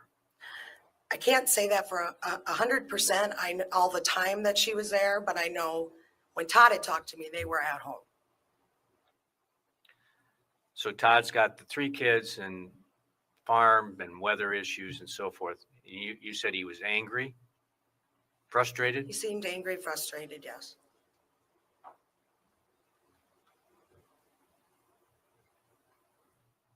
But is this also about the time that he told you that he had some suspicions again about Amy's fidelity, Correct. and that he had talked to this farm manager? He said he had talked to him, yes. Did he seem satisfied that the explanation he got explained things? Objection calls for speculation. I'm going to let her answer yes or no. Do you understand the question? Can you repeat that, please? Did it appear that Todd seemed satisfied with the explanation he had received from this farm manager? He didn't say either way. Just said he had asked him, confronted him. But you then encouraged him to contact this man's wife? He asked me what I would do. I said, I guess if it was me, I would talk to his wife. Do you know if he did that? I do not.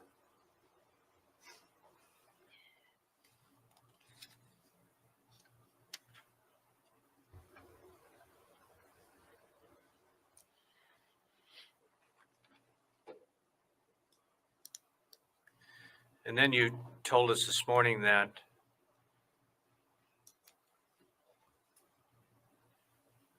Amy shared with you that she had, I'll call it a run-in with Todd's mom.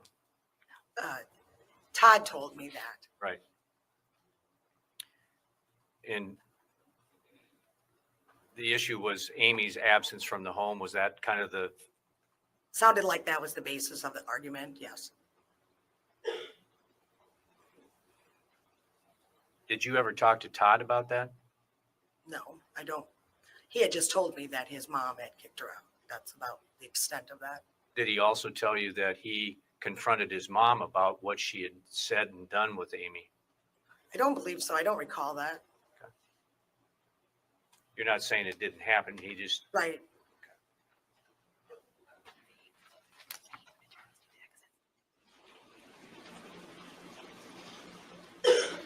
You mentioned that Todd had made a comment to you back at this holiday thing a few years after the first affair that he didn't want to lose the farm. Isn't it true that he also added that he didn't want his family to be split up? No, he didn't say that. He said, I'm not going to lose my farm and everything I've worked for.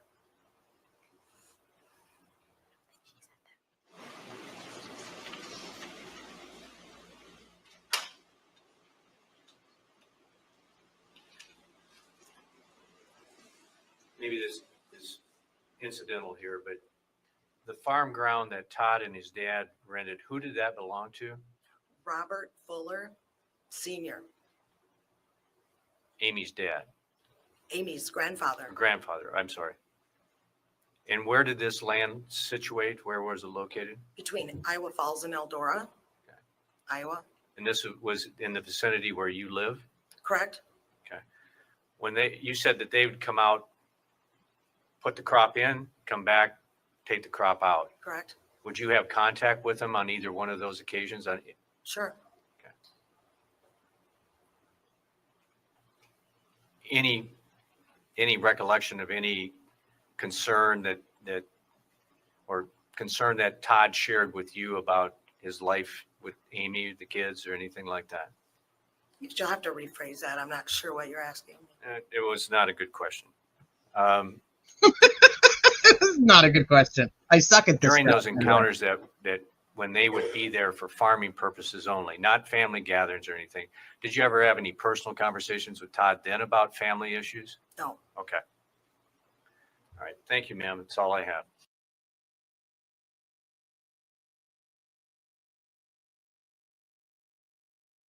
Okay, hold on. Let me pull up Tristan's. Like I said, this is the one that I'm concerned I might not have the whole thing.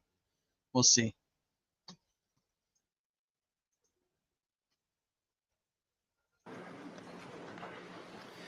Okay, do we have another witness for the state? We do, Your Honor. This time the state calls Tristan Mullis.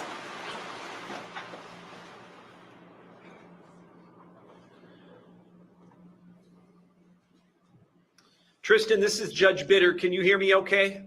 Yes, sir. Okay.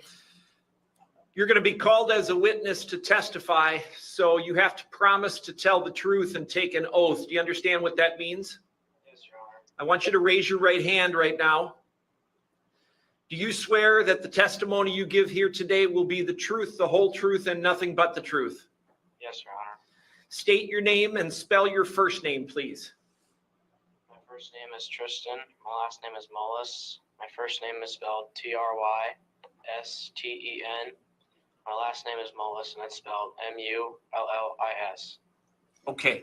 Okay, so just a FYI, so Todd, so the kids go and live with Amy's parents, and Amy's parents believe that Todd, or I shouldn't say it's not parents, I think it's her mom. Somebody in chat, if you guys know that I'm incorrect, please correct me here. I think it was her mom because her parents were divorced. I think they go to live with her mom, but they won't let them talk to Todd because they think Todd is guilty. So like the kids are they lose their mom and they completely lose their dad. So fast forward to 2025, the kids are actually in the courtroom for the post-conviction relief hearing because now they're older, and Tristan himself is in his 20s now, and absolutely believes his dad is innocent and that this was just an accident. And Tristan will be like, didn't happen. There was no time. Tristan's timeline does not allow for Todd to be able to leave and go kill anybody. So you guys are going to hear kind of that. So some questions in chat about, could somebody else have done it? Well, that's what the defense theory is in this trial, is that it's a third party. Somebody else did it. But my opinion, and it's my opinion, so you guys can agree, you can disagree. You guys know how I feel about that. You have whatever opinion you want. My opinion, and when you guys hear more of the testimony and you see more of that shed, I don't think anybody could kill her in there. I don't think it's physically possible for her to have been killed in the shed. I do not believe she was killed by anybody. That's my opinion. So Tristan is not in courtroom. He's 14. He was 13 at the time that she died. He's 14. He's testifying via Zoom. He's had multiple conversations with the prosecutor. I believe they really fucked Tristan up, but that's just once again, my opinion. Counsel, whenever you're ready, go ahead. Tristan, what is your date of birth? September 3rd, 2005, And where do you currently live? in Ankeny. Who do you live in Ankeny with? My grandmother and my step-grandfather. Well, there's the answer to that. Tristan, what grade are you in? 8th grade. And do you like sports? Yes. What kind of sports do you like? I Football. like to play football. Still Do you plays have a football. favorite football team? Yeah, the Iowa Hawkeyes. What else do you like to do in your free time? I like to hunt. You'll see, Brittany, the way that they how many times they've talked to him and the way they've questioned him throughout the time to get him to say what they want him to say. My opinion, again, I think that they really curated a testimony that they wanted, the prosecutor. I like to fish. I like to go on a four-wheeler ride. I like to hang out with friends. Tristan, what is your mom's name? Amy, And what's her last name? Mullis. And what kind of things did your mom like to do? She liked to do puzzles. She liked to help out with the Delaware County pork producers. She liked to help people out. Prior to living in Ankeny with your grandparents, where did you live? In Earlville, or outside of Earlville. And what was your address? I don't know. And did you live on a farm? Yes. Who did you live there with? My mom and dad. And what's your dad's name? Todd. And do you have any siblings? Yes. What are your siblings' names? Taylor and Wyatt. How old are Taylor and Wyatt? Taylor is 11 and Wyatt is 9. When you were living on the farm, is there anything that specifically you were in charge of or you liked to do? I had chickens that I took care of. And what are some of the, how did you take care of those chickens? I fed them, watered them. I picked up the eggs when it needed to be picked up. Did you actually sell the eggs to the customers? Yes. And how much did you sell them for? $1.50 per dozen of eggs. Were you able to keep that money? Yes. Now, what kinds of things did you do with your mother? She took me shopping a lot, like for school clothes. We went to some Iowa Hawkeye football games. Just stuff like that. When you lived on the farm, who worked on the farm? We all did. And when you say we all did, who do you mean? Both my parents, me, and my brother and sister. And what kind of things did your mom do around the farm? She kept the paperwork for the chemicals. She ordered feed for the hogs that we have. She just do a lot of paperwork. And what kind of things would your dad do on the farm? He'd do the labor work, like the chores and the field work. Did doing all the farm work take up a lot of your dad's time? Yeah. And did you help a lot on the farm? Yes. Sometimes did you actually take time off school to help on the farm? Yes. And you, back in 2018, what was your relationship like with your dad? Close. What kind of things would you do with your dad? Chores. We would go hunting, fishing, go on a 4-wheeler ride. We'd farm together, obviously. Just stuff like that. Did you and your dad talk about how someday the farm would be yours? Yes. Did you and your dad also talk about you possibly being homeschooled so you could help even more on the farm? Yes. Now, Tristan, I'd like to direct your attention to November 10th, 2018. Do you remember that day? Yes. Where were you at that morning? In the house. And what's the first thing you remember that day? Just waking up. And where did you go after you woke up? To my room to get my clothes on. And then where'd you go? Went upstairs. Did you at some point leave the house? Yes. Who did you leave with? My dad. And when you left the house, who was at home?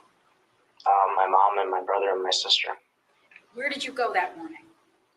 To the other hog site where we had hogs that needed to be taken care of.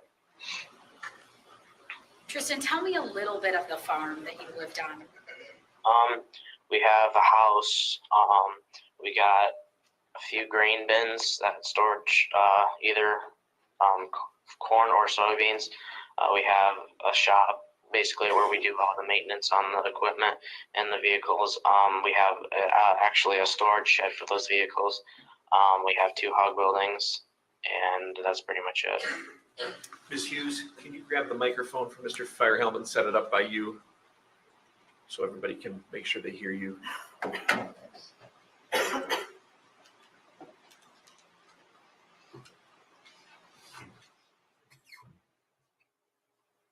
Tristan, would it be fair to say that you had 2 hog barns on the farm? Yeah, at my house, yes.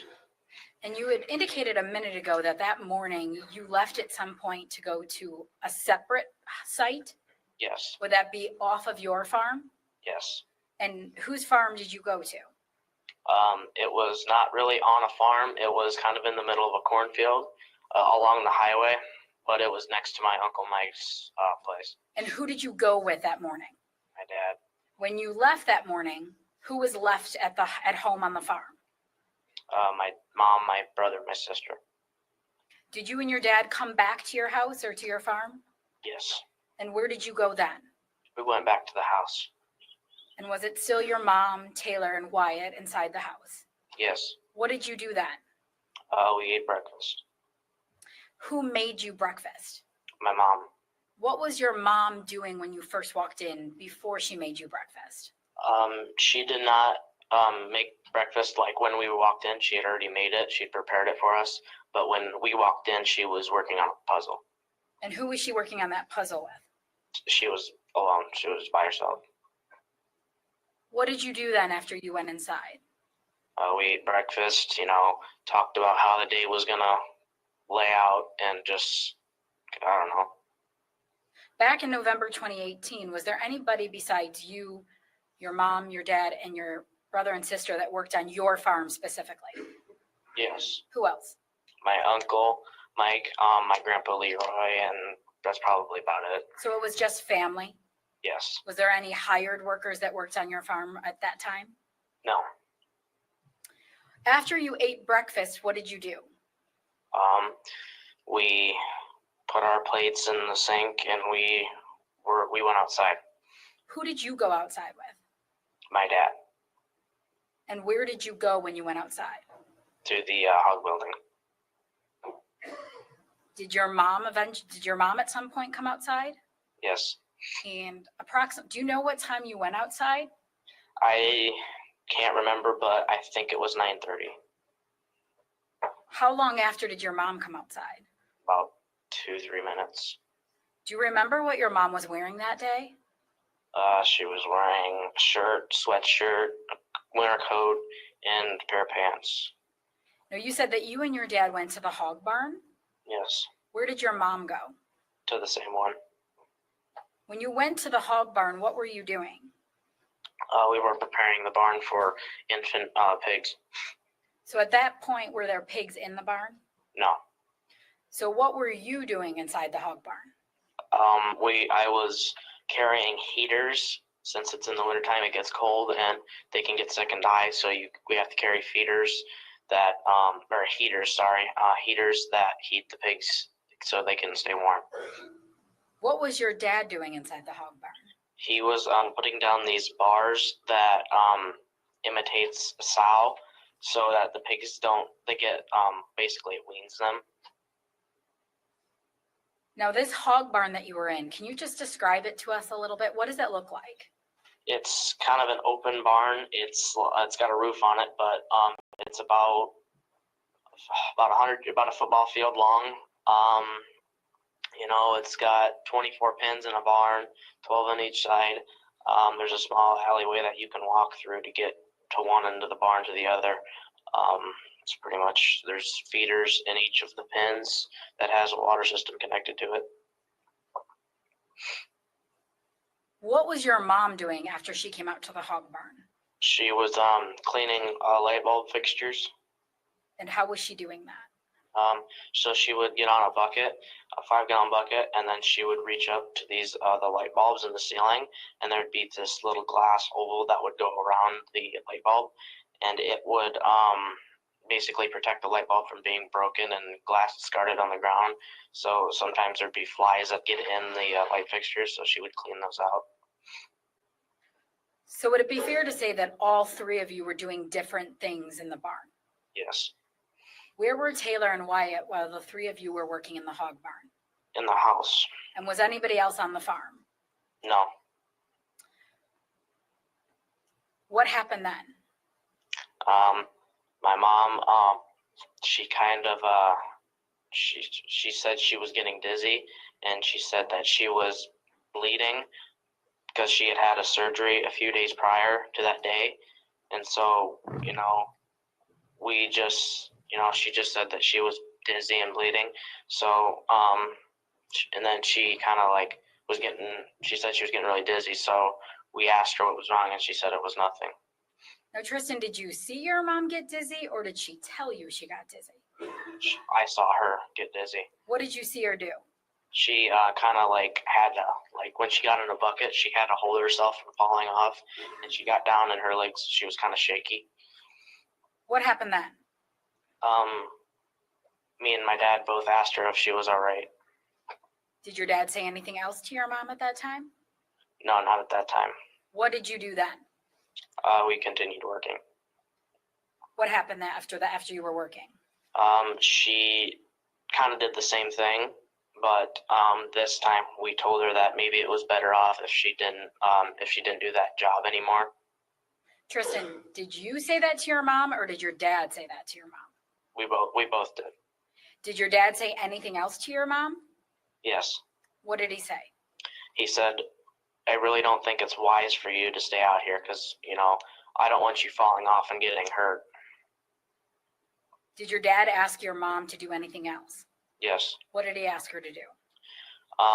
So that later that day, after we had gotten done with the hog barn, there was we had to go. I think it was feed or water I think it was water the chickens, and we have it's a tote. It's a chemical tote that was not being used, and we put a hose on it so we could store water in that tote, and so we used that for water, a water source to carry water to the chickens, and it was in the shop, and there was cats in the shop, and the skid loader was also in the shop, so we didn't want them running away or possibly getting in an accident. So Tristan, did your dad say anything to your mom or tell her to do something? Yes. What did he say? He said if you want to help out, it would mean a lot to us if you would go get the pet cage that was in a barn. And is that also referred to as like a pet carrier? Yes. And do you know where that pet carrier was located? Yes. Where was it located? In the red shed, as we call it. And how far is the red shed from the hog barn that you were in? From the front of the barn, it's about 30 yards. Did your mom actually leave the hog barn? Yes. And this carrier, it's kind of big, correct? Yes. And what would you approximate? Well, could you give us an approximation of how much you think that pet carrier weighs? Probably maybe 15, 18 pounds. I'm not sure. And your dad asked your mom to get that after she appeared to be dizzy. Yes. Did your dad tell your mom where to put it after she got it? Yes. Where did he tell her to put it? They said two things. He said, if you can get it to the shop, that would help.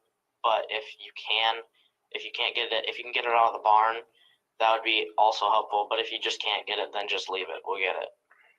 Now, where specifically in the red shed was that pet carrier located? It was kind of against the wall. I want to say it was against the southern wall, something like that. So you actually saw your mom then leave the hog barn? Yes. What were you doing after your mom left the hog barn? I continued her job. And what was that? Cleaning the light fixtures. And what was your dad doing? He was doing the same thing that he was doing just when before she left. How long were you and your dad in the hog barn together after your mom left? Probably about another hour and 30 minutes.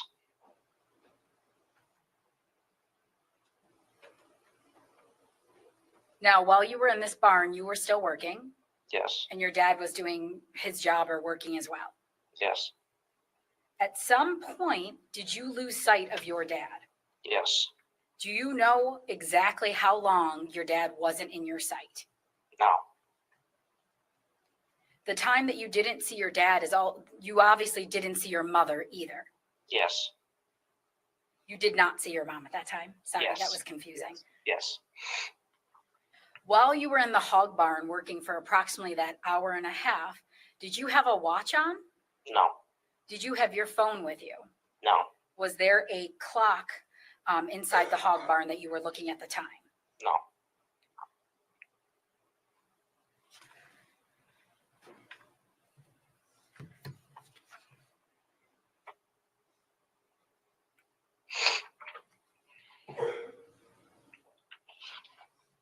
Tristan, would it be accurate to say that you don't know how much time you were away from your dad when you were working in the hog barn?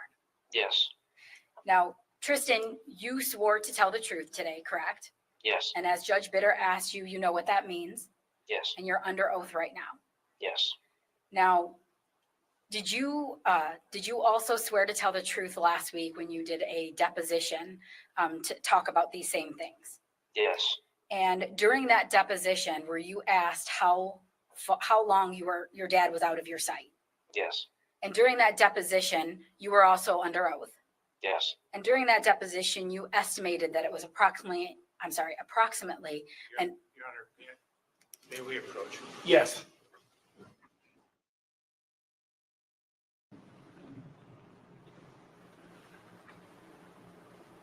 May I proceed, Judge? Go ahead.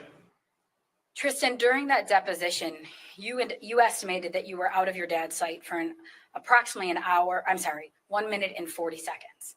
Yes. Was that accurate when you gave that testimony? No. After the deposition, did you meet with your attorney and did your dad say or tell you to do anything? Yes. What did he say to you? He just said, maybe it was too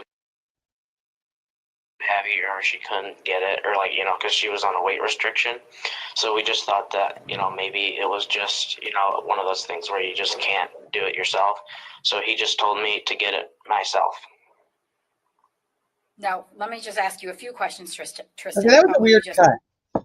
I don't know. So that's why I said I think that they've really kind of screwed with the testimony on for his. And if Shmita was here, she was going to check and see if she had originally downloaded Tristan's testimony for us back in 2022. So I'm hoping that maybe she still has the entirety, because there's a part that's missing here about this time. So he says that he's out of his dad's sight for like 1 minute and 40 seconds. And then he changes it to longer. So what happens is, if you guys remember in the opening statements, I think she said that he goes to get, no, I'm not doing anything. It's the way they spliced his testimony is like, you can hardly find his testimony anywhere. It's the weirdest shit. I don't know why it was so covered. Maybe because he was a minor, but I think it's like in an article somewhere. You know how they have like the video, like the full videos in the articles? But so after he leaves this deposition, he comes back and the time is different. I'm going to have to get a hold of Shmita and see if she still has it, if she ever was able to find it on her laptop where she downloaded it. But the time is different. So they make it so that it's longer that he's away from Todd. Because remember, he's going to get drinks of water. So, they're out in this hog barn working and he goes to get a drink of water. I think it's twice. And so the amount of time that he says that he's out, that his dad is out of his sight, becomes a longer amount of time after he is with this prosecutor, after he has this deposition. Yeah, it's really weird, that part, the way that they spliced up Tristan's testimony and like hid it. I don't know. It's just odd to me. Maybe that's just the conspiracy theorist in my, in me, but that was totally spliced. That's what Law and Crime did to it. I didn't do that. They did that.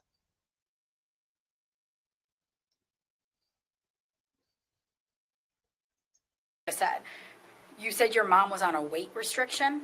Yes. And what do you mean by that?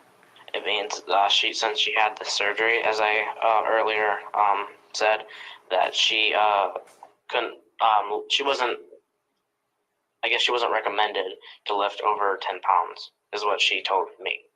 Now, after you were working in the barn for approximately an hour and a half, did you and your dad had that conversation about how you didn't see the pet carrier by the shop? Yes. Where did that conversation with you and your dad take place? There's an office, or it's like an office in the barn that we were working in, and it's where all the paperwork for the both barns go for the pigs, the days, and stuff like that, and just a storage area. Now, did your dad ask you to go and check the red shed? Yeah.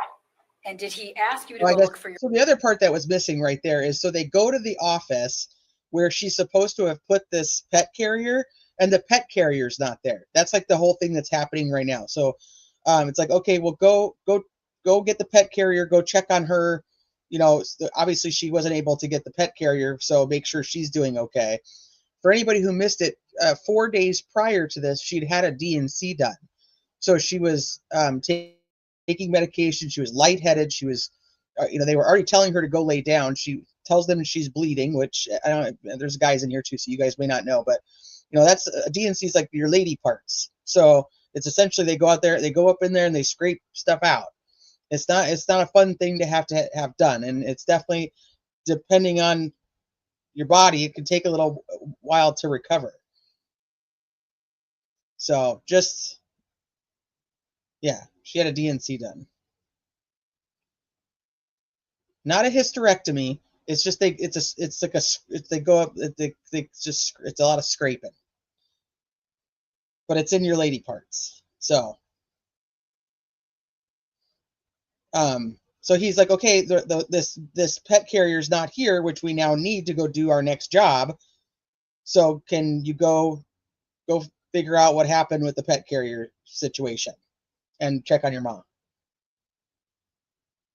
So they're using, when Tristan is getting drinks of water, is when they're saying, so Todd lures Amy to this shed by saying, hey, go get this pet carrier, and then he knows she's in there. So while Tristan is getting this drink of water, he runs over to the shed and kills her with a corn rake and goes back to the hog barn. And then at the end, he's like, they're in the office, and he's like, oh, there's no pet carrier. Go see what happened. Go check on your mom. And so the state's theory is like, he sends his 13-year-old son out there knowing that he's just killed Amy, and sends him to go find her. Sends out his son to go find that what he's done to his mother.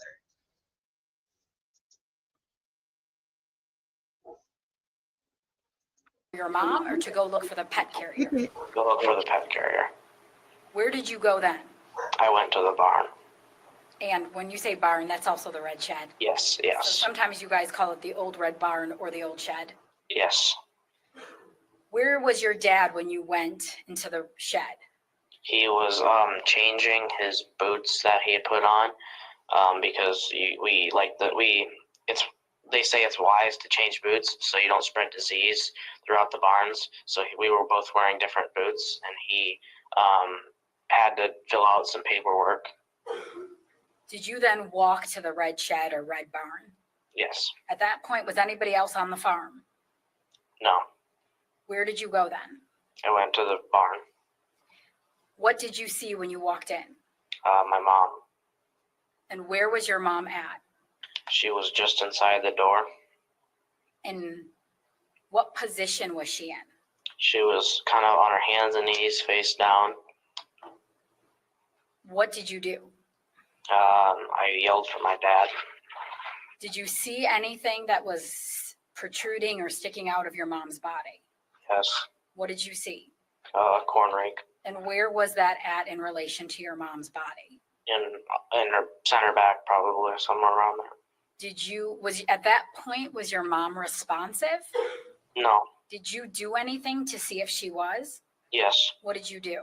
I checked for a pulse on her neck and her arm, and I put my finger, or my index and my middle finger, under her nose to see if she was, if there was breath.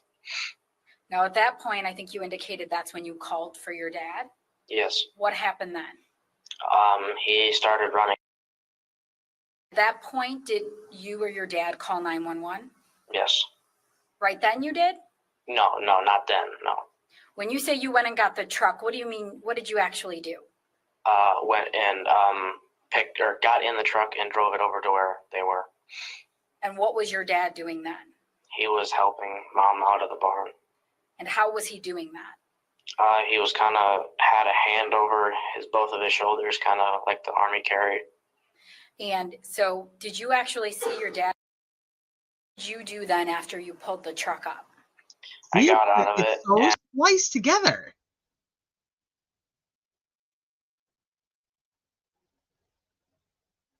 Why is it so spliced? I messaged Shmita. We'll see. We'll see if she gets back to me, or I'll have to do some digging, and I'll find the entire thing, because there's pieces in here that are important to this testimony, and they're gone. They're not here.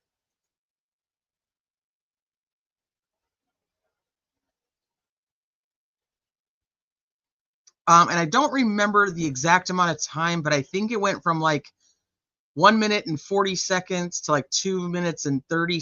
I don't remember, and I want to be able to tell you accurately, because it's super important to the whole timeline of things. So this is so weird to me. I've never watched it on this. I only watched what they had downloaded for us when we watched it together in the on Jen Lou's channel, and this is because Shmita has the full thing. So like I said, I'm gonna try to get it from her. and I saw her, and I got really like, I kind of got lightheaded, and then my dad just told me to snap out of it, and I got the door open for him, and I sat in the passenger seat, and she sat in my lap, and we drove off to the house. The truck, yes. I'm sorry, the truck. And you were in the front passenger seat? Yes. And at that point, where was your mom? She was on top of me. And would it be fair to say, was your mom bleeding? Yes. And your dad started driving? Yes. While your mom was on top of you and your dad was driving, at any point did you see your mom become responsive? No. When your dad started driving, shortly after he started driving, did he do anything? He called 911. What happened then? The operator told him to pull over in so we pulled over in it was like an area where a house is being built and nobody was there, so we just pulled over. What happened after you guys pulled over? We got her out of the car, and the truck, and the operator told us to give CPR. And did your dad do that? Yes. Did police and an ambulance arrive? Yes. And what happened after they arrived? They started doing chest compressions, and they loaded her into the ambulance and drove her off to the hospital. Did anybody else other than the police and paramedics arrive where you guys were at on the side of the road? Yes. Who else came or showed up? It was by sheer coincidence, but a few friends did. Where did you go then after your mom got put in the ambulance? We went back to my house. When you say we, who were you with? One of our friends. And do you recall his name? Yes. What was his name? Michael Krogman. And is Michael Krogman a neighbor or a friend? Yes. And he actually drove you back to your house? Yes. Was it just the two of you in the car? Yep, the truck, yes. Sorry, the truck. When you got back, you drove in the truck with Mike Krogman. Did anybody else follow you back to your farm? I don't remember. At some point, did some police officers arrive? Yes. And did you speak with those officers? Yes. Did you show them the area where you found your mom? Yes. Now, this area where you found your mom, can you just describe it a little bit more, please? There's a door. There's two sliding doors. There's chemical totes in there. There was an old wagon in there. It's kind of narrow, Now, I apologize. The area where you found your mom, is that the same area where the pet carrier is? Yeah, basically. Well, you actually have to, where you found your mom is right, if I have this right when you walk in the doors, to your left is where your mom was. Yes. And your mom, you indicated, was on her hands and knees face down. Yes. And you would actually have to walk a little bit further and turn in order to see where the pet carrier is. Yes. Did you then talk with the police and indicate to them where you found your mom? Yes.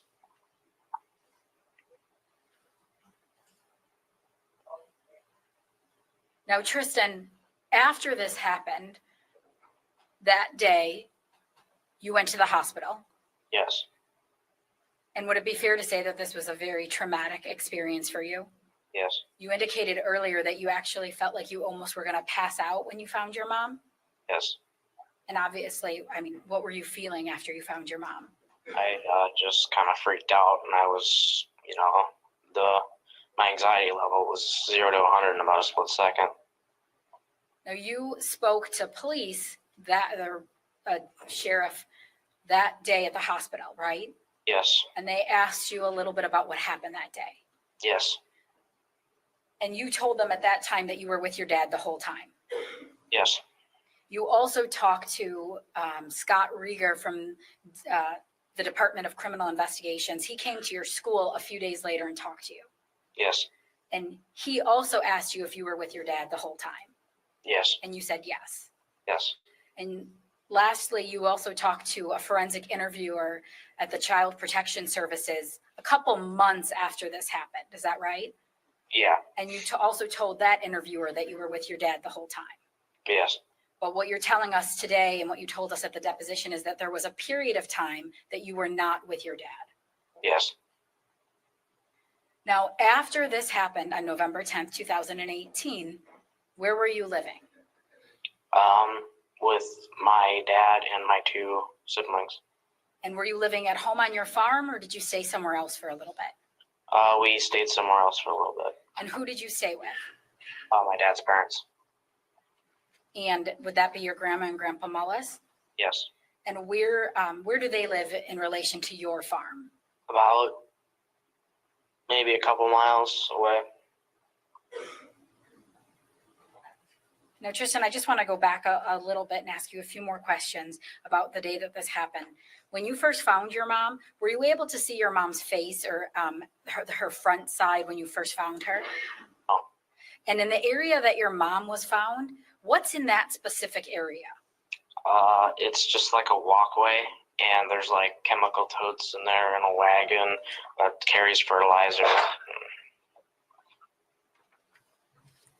Now, at any point on the day that this happened on November 10th, 2018, did you ever see anybody other than your mom, your dad, and your brothers and sisters on the farm? Yes. Who else? I'm sorry, before this happened. Oh, no. You indicated a minute ago that at some point you saw other people. When? Did you I'll just rephrase my question. I apologize. When you and your mom and your dad were out in the barn, at any point, did you see anybody else on the farm? Oh, no. Did you hear anybody else on the farm? No. After your mom went to get the pet carrier, did you hear anybody else on the farm? No. Did you see any trucks or hear anybody else on the farm? No. And after you went home, after this happened, at that point, there was some police and some other family members that came over. Yeah. What time do you think you worked outside until you found your mom? About what time? Noon.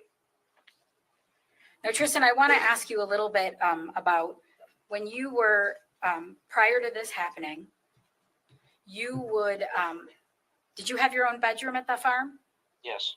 Would you sleep in your bedroom? No. Why not? Just because, it's downstairs, and it's kind of I'm the only room downstairs, and it just was kind of lonely. I guess I just slept upstairs. And where would you sleep at your house? In the living room. Would you sleep on a couch? Yes. And would your dad generally also sleep in that same room? Yes. And would that be on a separate couch? Yes. And do you know why your dad slept on that couch? Because he had back problems, I know, and there was a certain inclinement that he would sleep in, and it would it wouldn't hurt his back, and so he just kind of slept on that. Now, did your dad have an iPad? Yes. And where would your dad keep that iPad? There was a little kind of a rectangular box kind of thing. It was like a gift that he had gotten, I think, and he would keep it in that beside the couch. Now, let me back up a minute. Did you have any type of device at this time back in November 2018 or around that time? Did you have a phone or an iPad? Yes. What did you have? I had a phone, and I had a Kindle or whatever you want to call it. And did Taylor or Wyatt have any type of devices? Yes. What did they have? Taylor had a cell phone as well, and they both had a Kindle. And what if anything, did your mom have type of device? She had a cell phone. She had a Kindle as well. And was there a family laptop or computer that you all used? Yes. And where was that device was it a laptop? Yeah. Where was that usually kept? It was generally kept kind of next to a door that led out to the deck, but it was kind of in the kitchen vicinity. And it generally stayed in the kitchen area? Yes. Now, this iPad that was your dad's, field or in the tractor or to use it around the farm? Yes. And was there a code to get into this iPad? Yes. Are you aware of what that password was? Yes. Did you yourself ever use that iPad? Yes. When did you use that iPad? Maybe like once, I think, to look up something for Dad, or I think one of those, I can't remember, but I know I did use it a couple of times, but it was just to look up stuff. Now, during your deposition last week, you were asked if you ever used that iPad, correct? Yes. And during that deposition, you said you never used it. Yes. But today you're saying that you have used it? Yes. And do you recall when that was? No. Do you know what year it was? 2018. Did you ever see your mom use that iPad?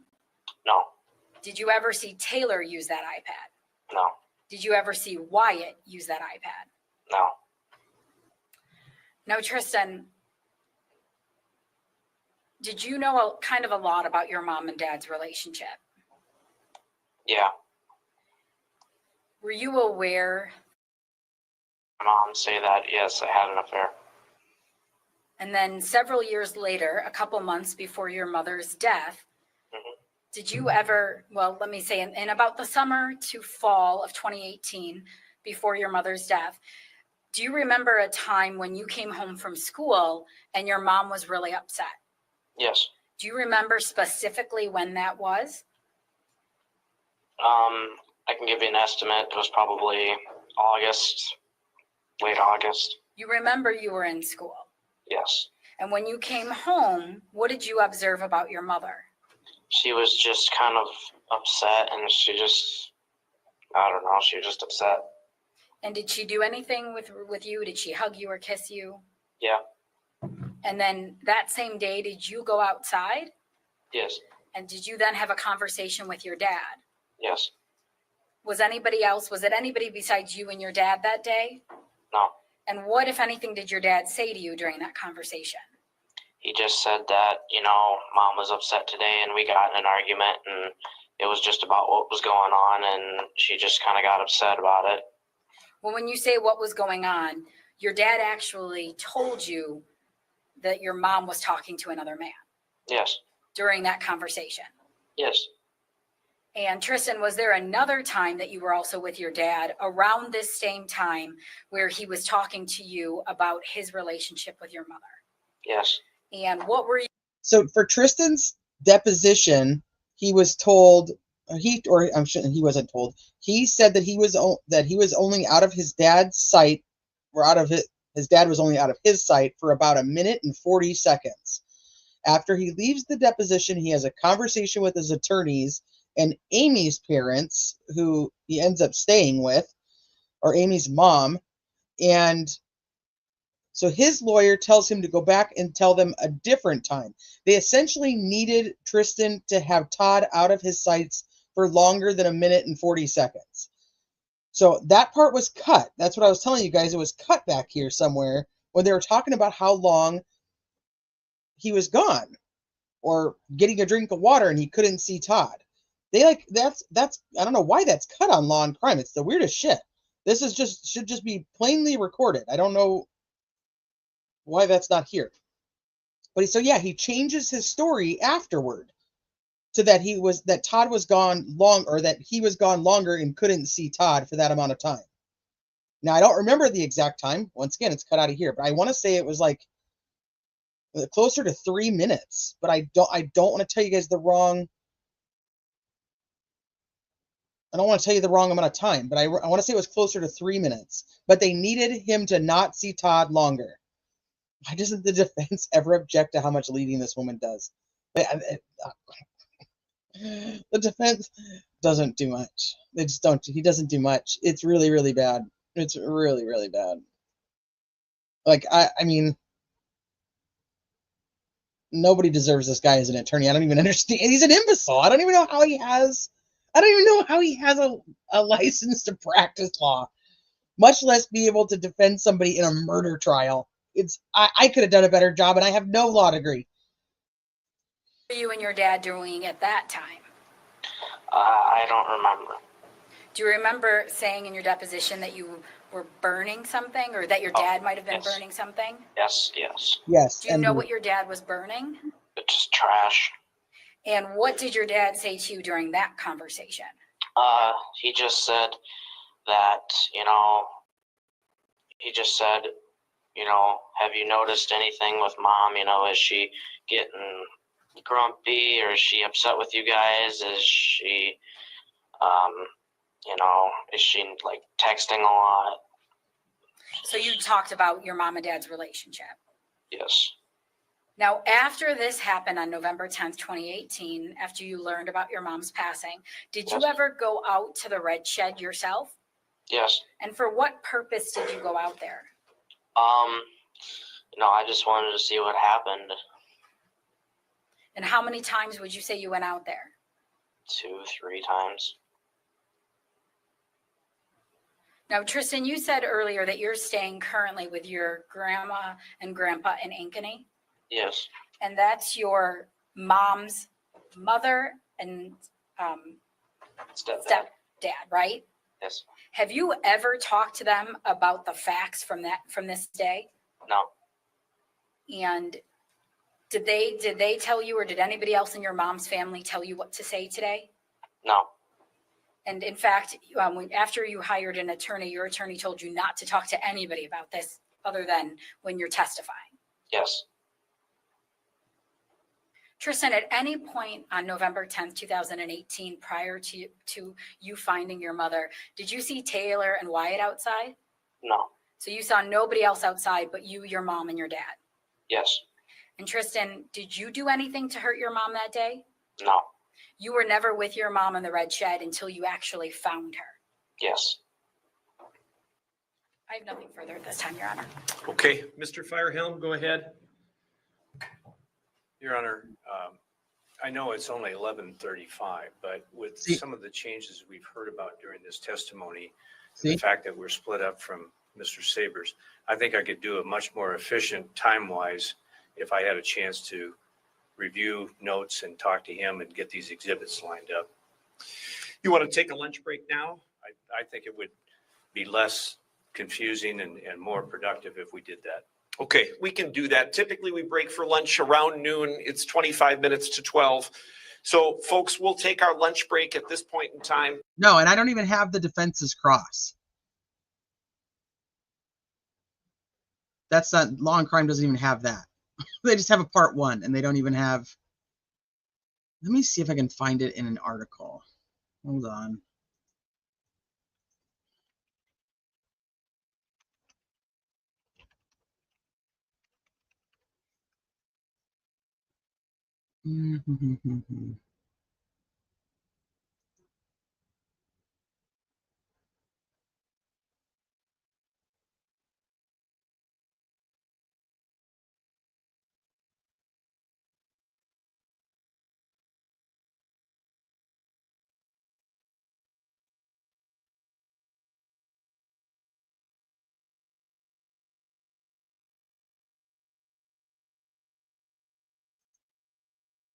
Let me see how long this is. No.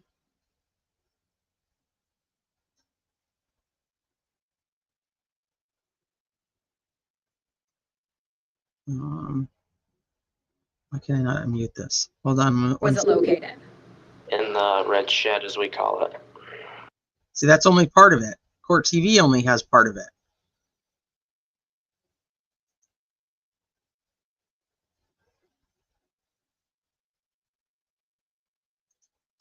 Let me see something.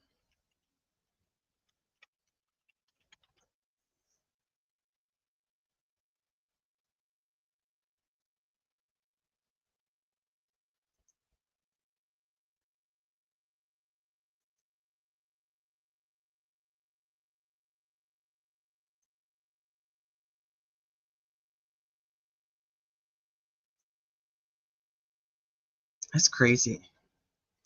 All right, I'll do some digging. If you guys happen to find the full testimony of Tristan, send it to my email. Otherwise, we're going to keep going because I like I said, my schedule's good. I can't find it, but it might have been struck. I know it's the entire thing is in an article somewhere. That's what I remember from when we originally had gotten it. Hey, Brandon, spell check. Just got here. I read about this, thought he was away from her when this happened. Yeah, so he's in the hog barn, and then she's in the red barn.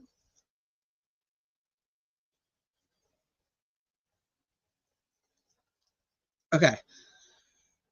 So let me go back to,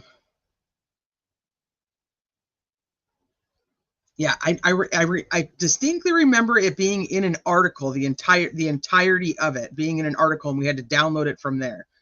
But if we find it, then we can play it whenever we find it. We'll go back to it, and I'll end up probably playing the whole thing if we can actually find it, so it's not spliced up like that monstrosity was. Okay, so we're going to keep going with more testimony.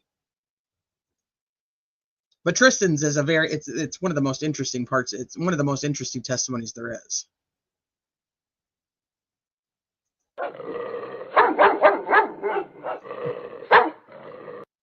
Friendly reminder, dog Okay, bark. another witness for the state? Your Honor, at this time, the state would like to proceed by way of playing the video. I believe that there is a stipulation from the defense and the state as to the foundation of these 911 videos. This will probably be the last video. This one's about an hour, and then I'll have to hop off to go pick up my oldest son. So we'll probably get through this one today. This probably this whole video, and then we'll start part 2 mañana. Yeah, exactly, Thomas. Yeah, so there's not enough time for him to even get over there. They just want, the state essentially just says that because Tristan can't be sure, he just knows it was about this amount of time, that it's probably longer, and he just doesn't know it. So it's like Todd ran from the hog barn to the red barn because he had lured her there with getting the dog kennel or the pet kennel, and kills her, and then goes back to the hog barn before Tristan even knows he's missing. Okay. You want to identify, is it marked with an exhibit number? Your Honor, it is People's Exhibit Number 2, or State's Exhibit Number 2. Okay. And they're in 2 segments, but it's one full call. Mr. Firehelm, any objection to State's Exhibit 2 coming into evidence? No, we previously discussed it. That's fine. Okay, 2 is admitted into evidence, and you intend to publish at this time? Yes, Your Honor. Go ahead. Delaware County 911, what's the address of your emergency room? Oh, this is Todd. Hello. Hello? Where are you at? I'm on the road. I'm out of breath. Okay. What's going on, sir? My wife, what the hell? She got a full pork sitting in the barn. Okay. She's not responsive. I'm just, me and my son bring it. Okay, so your wife is in a barn. You said she's unresponsive? No, she was blocking corn pork. I don't know if she tripped. I don't know. She was halfway out the door. I sent my son over to check on her. Okay. She's yelling at me, and I'm on the ride. Okay. She looks gone. Okay. We'll get an ambulance for in just a second. I'm headed there. I'm about to. Okay, so you're headed to where? Okay, what's the hospital? I just grabbed her and threw her in the truck. And the son pulled me. Okay, you're headed to the hospital, and she's in your vehicle? Yes, my white truck. Okay, just a second here. There's no pulse. There's no pulse. Can you just get on the phone for me? Just a second. I'm going to have another dispatcher get on. I'm going to ask you to pause. Can you pull over? I can. Okay. How about you pull over? Sir, what's your current location, and we'll get an ambulance headed your way. All right.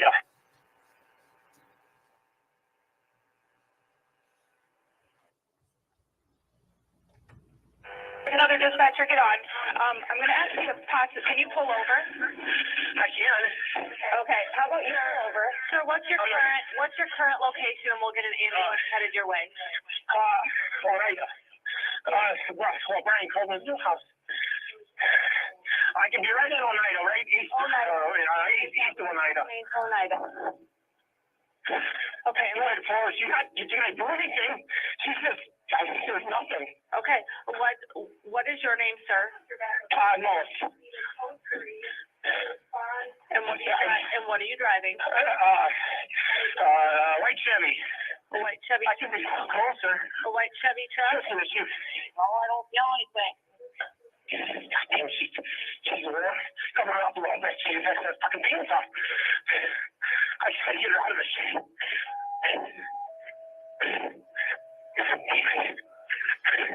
You feel anything? 25 Manchester. Do you see anything? Feel anything? 28-5 Manchester. Where's the other kids? Somebody suspect with his wife in the vehicle, unresponsive. They're coming to Oneida. I asked him to stop there. We've got the ambulance paged out. Can you head that way? Can I get a little closer? He said Oneida. Can I go a little closer? I've got an officer almost to where you're at. Okay. Okay. I'll turn it off so they can get there.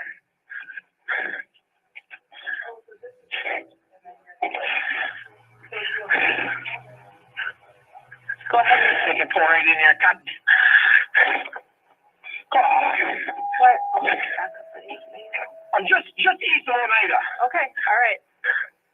You feel anything? Amy. Amy.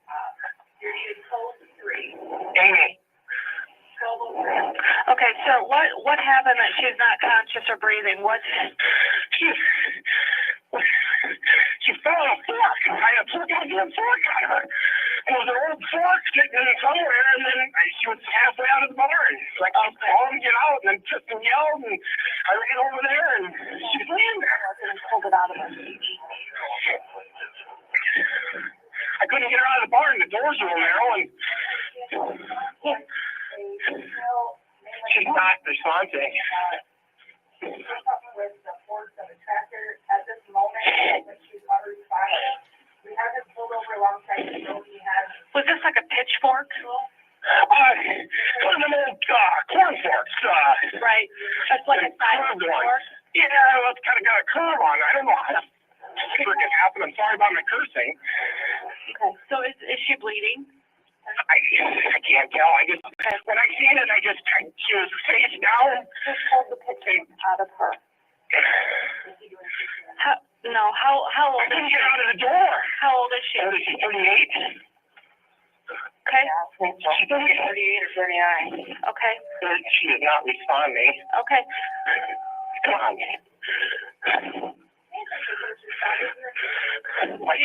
Sir, do you feel comfortable doing CPR?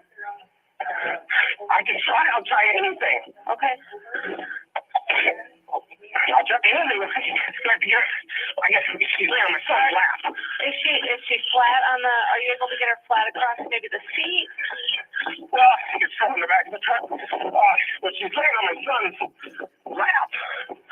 Okay. Oh my God! When I pushed on her, she got like foam in her mouth. She's foaming from the mouth. I don't know how to get her laid flat.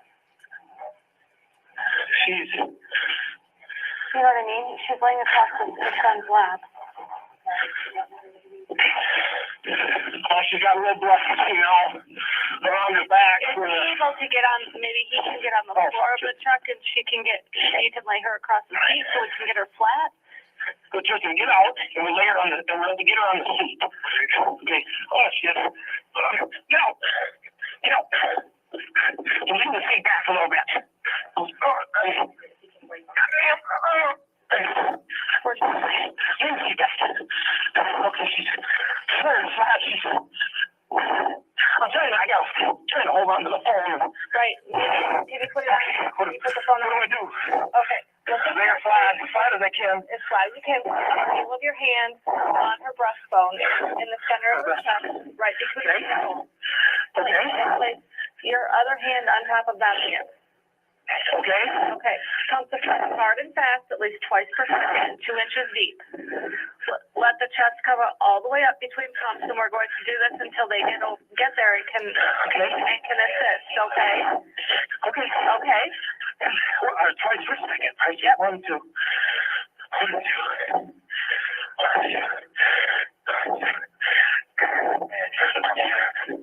Just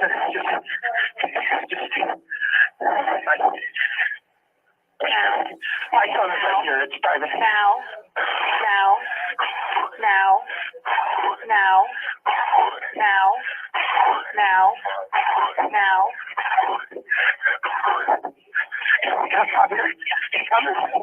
New house.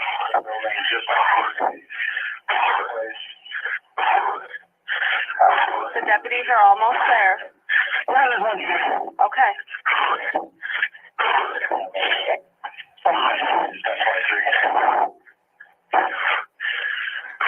Keep doing the compressions until they can help and take over, okay? Keep going, you're doing fine. Keep going. Come on, it's fine. He's cold. Come on. Come on. Come on. Good. Come on.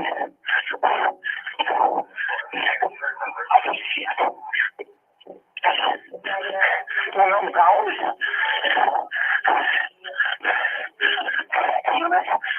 Just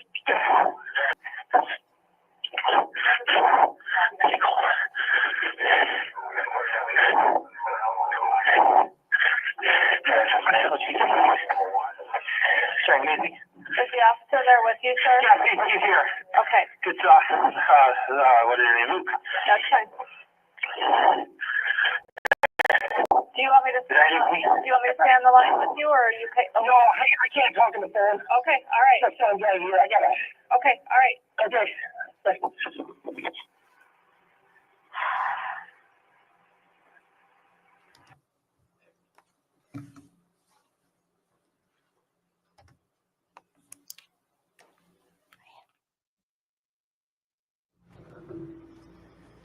Okay, is the state ready with a witness? Go ahead. Statement call, Luke Thompson. Okay.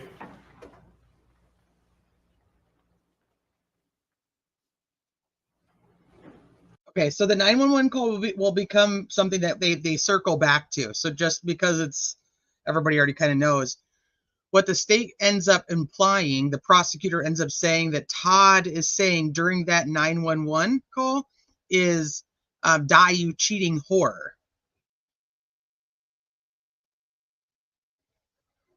And so that's what it's like die you cheating whore.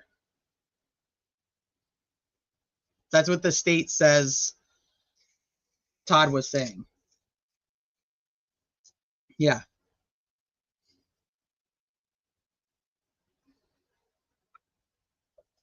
One, two, three, four. Die you cheating whore.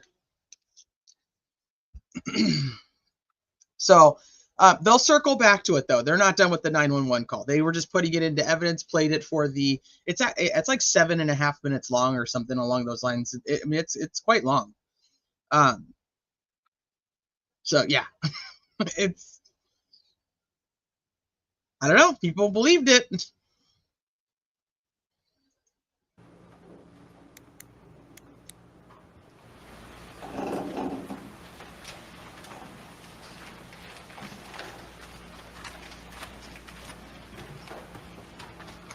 Do you swear and affirm that the testimony you give in this matter will be the truth, the whole truth, and nothing but the truth? Yes, I do. Go ahead and have a seat there. State your name and spell it for the record, please. Deputy Luke Thompson, L-U-K-E-T-H-O-M-S-E-N. Go ahead, counsel. Luke, what is your occupation? Deputy Sheriff with the Delaware County Sheriff's Department. How long have you been a sheriff's deputy with Delaware County? Just over 15 years.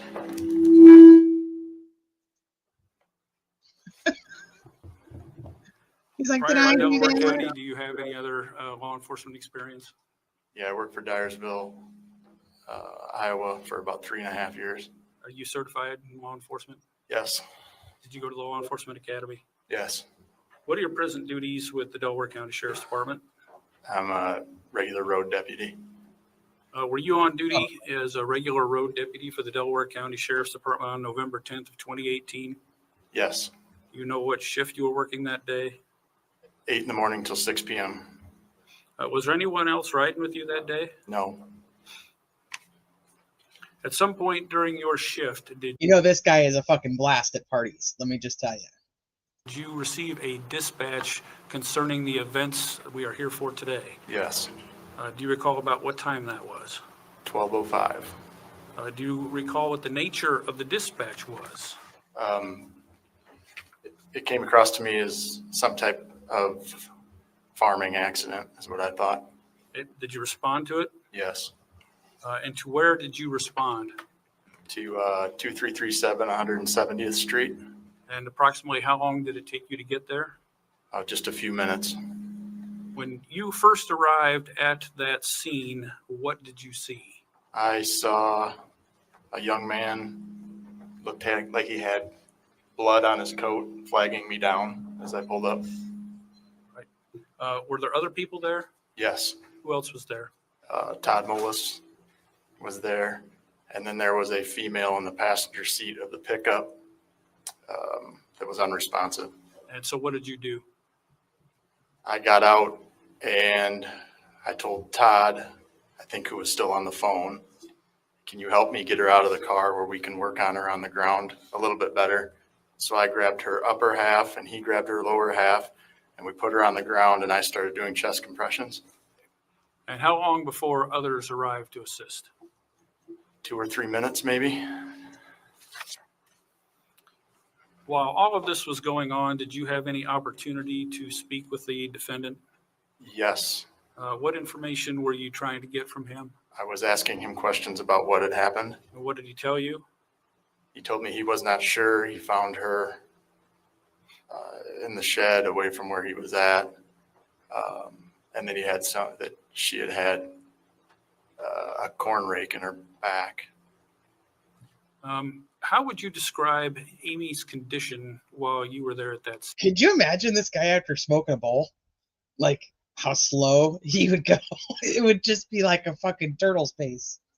She was unresponsive and not breathing, no pulse. She had some bruising on her jaw, another bruise on her right arm, I believe, and then she had quite a bit of blood on her clothes. Was she able to communicate at all? No. Was she responsive at all? No. Were you able to observe what the defendant and his son Tristan were doing while Amy was being worked on? Not a whole lot. No, I was concerned with her more than anything at the time. Once others came, were you relieved? His CPR is like 1, 2, 3, 4. Breathe. 1, 2, 3. Of chest compressions? Yes. Were you able to make any observations regarding the demeanor of the defendant and his son? His son, or Tristan, appeared to be fairly quiet, standing there kind of in shock from what I remember. I didn't pay a whole lot of attention to him, other than I think we worked at trying to get him away from what was going on.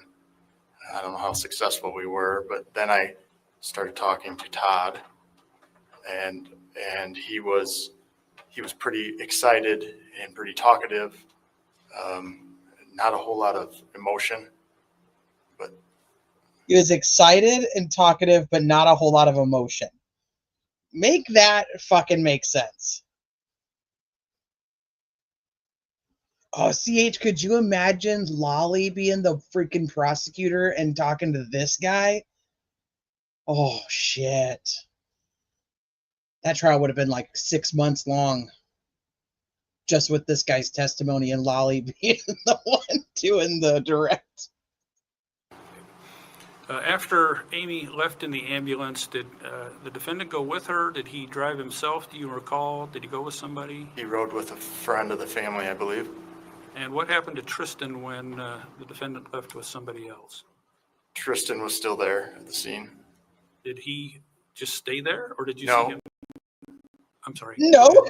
Nope. No, he eventually left, and we followed him over to the farm where the incident took place. Do you know who he left with?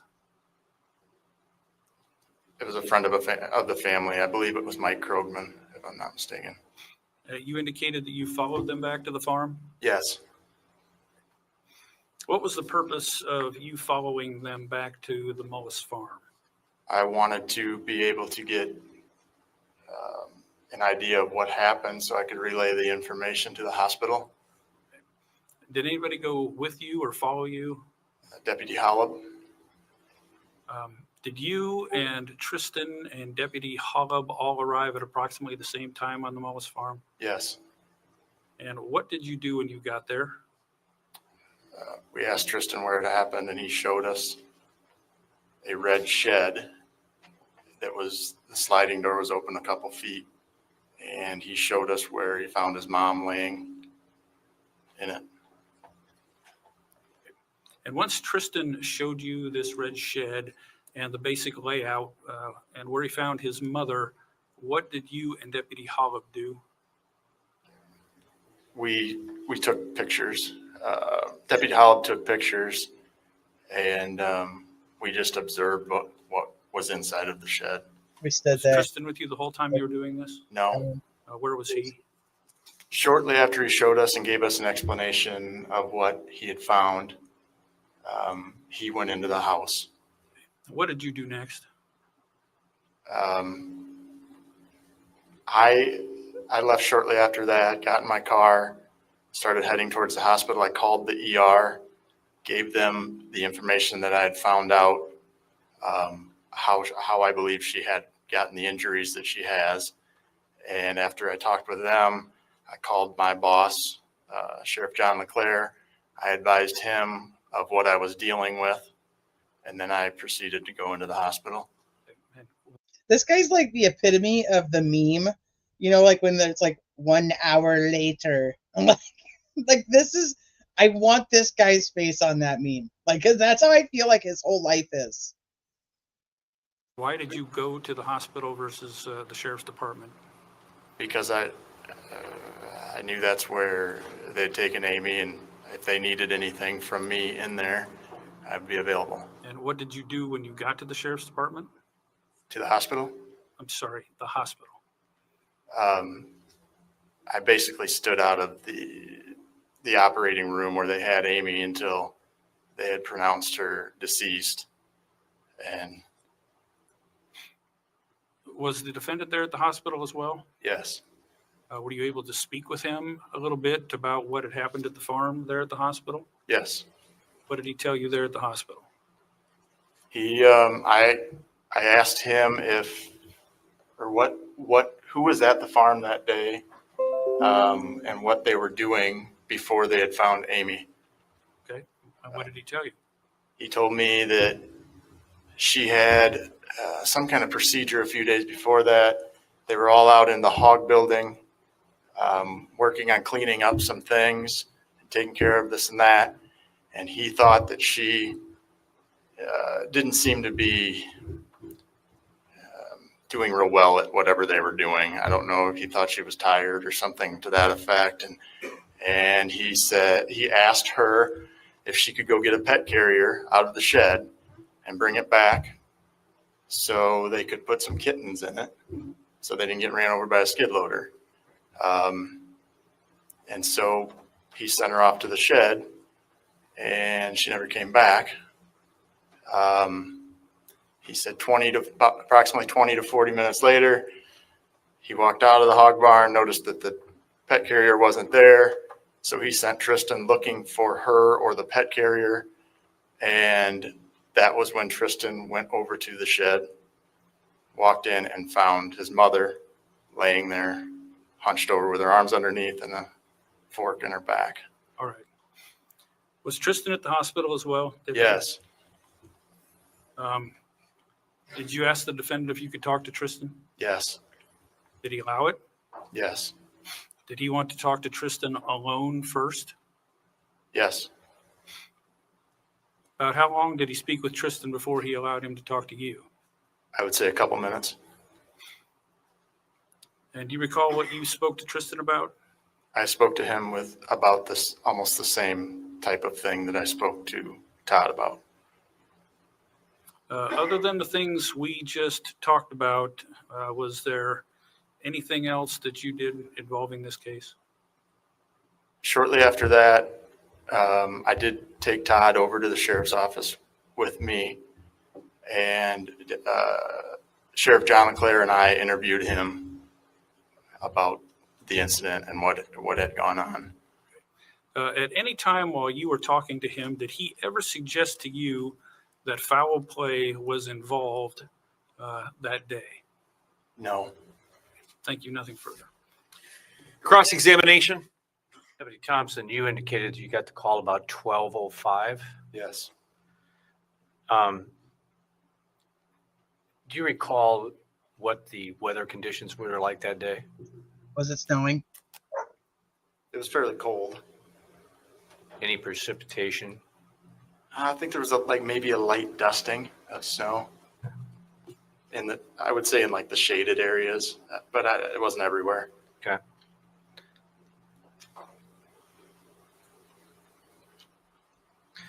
When you arrived and met on the roadway there where Todd and Tristan were with Amy, when you helped Todd remove her from the pickup, what clothing did she have on? I think she had a hooded jacket on and tan colored pants, if I remember correctly. From what you could visually see on her, about her, could you tell if she had a gunshot wound, a knife wound, or more than one wound? I noticed a couple of what looked like small holes in her back where most of the blood was, but I did not know what it was from. Were the holes in the clothing? I don't know. Well, I guess what I'm asking you is, was her clothing removed so that you could see actually the body itself?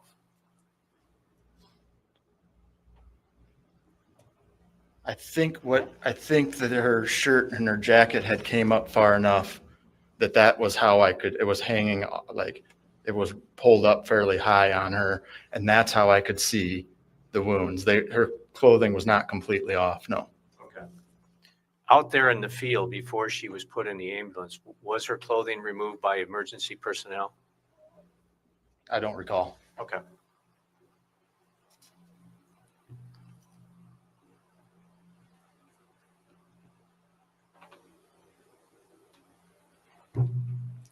Deputy Thompson, just a few minutes ago, we listened to the 911 call that Todd made just before you came into contact with him. Have you ever listened to that? Yes. Okay.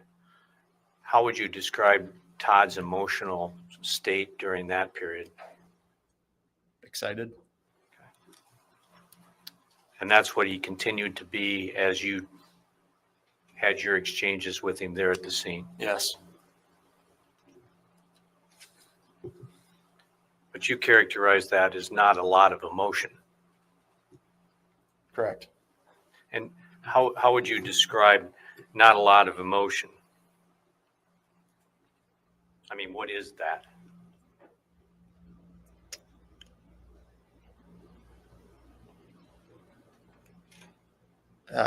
I guess he wasn't crying or anything like that. In your 15 plus years of law enforcement, have you seen people react differently to horrific situations? Yes. They're not all the same. Correct.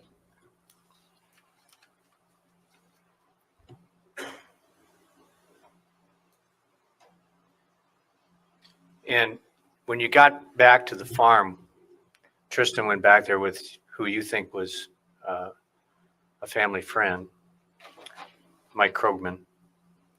About how long would you estimate Tristan was down there around this shed showing you and Holub what he had seen or found?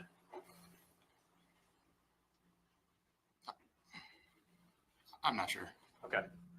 How would you describe his emotional state when he was doing that with you? I would say he was fairly quiet and seemed scared to me. But once he got you two situated and looking around, then he went in the house. Yes. Did you have any more contact with him until you again talked to him at the hospital? No.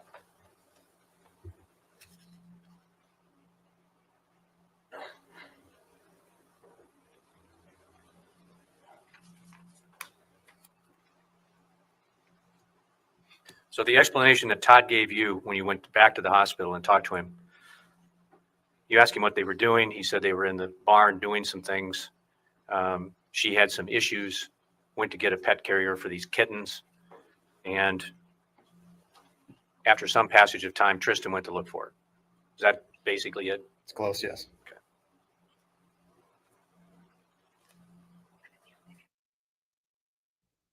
Was that pet carrier in that shed?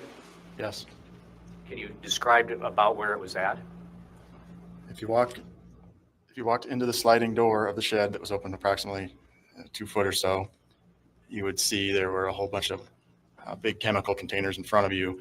So you would have to take a left, and you would walk along. You'd have the sliding door on your left and these chemical containers on your right. And then the pet carrier was down another aisle to your right, about halfway. It was about eye level up on top of looked like a metal, almost like a metal crate, like a live cage for an animal or something. It was setting on top of it. Do you have any idea whether or not that pet carrier had been moved recently? I do not. Okay. That's all the questions I have. Thank you, Deputy. Mr. Bernard, anything else for him? Just briefly, Your Honor. Just briefly, Your Honor. When you were speaking with the defendant during your interviews, did he keep reiterating how dizzy or lightheaded Amy was? I think he mentioned it a couple times. And defendant's counsel mentioned on cross-examination, the 911 tape we just listened to. In that tape, dispatch was told by the defendant, and very excitedly, that Amy fell on a corn fork. So when you were at the farm, would you have been looking for anyone else around the farm, or any footprints or any evidence of anybody other than Mullis family members? No. Thank you. Nothing further. No further questions. Thank you. Thank you, sir. Another witness for the state? State would call Eric Hollab.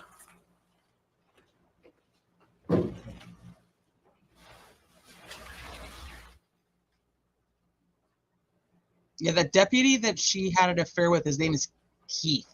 Keith Rowland? I'm trying to remember it. But it was Keith. Do you swear and affirm that the testimony you give in this matter will be the truth, the whole truth, and nothing but the truth? I will. Go ahead and have a seat.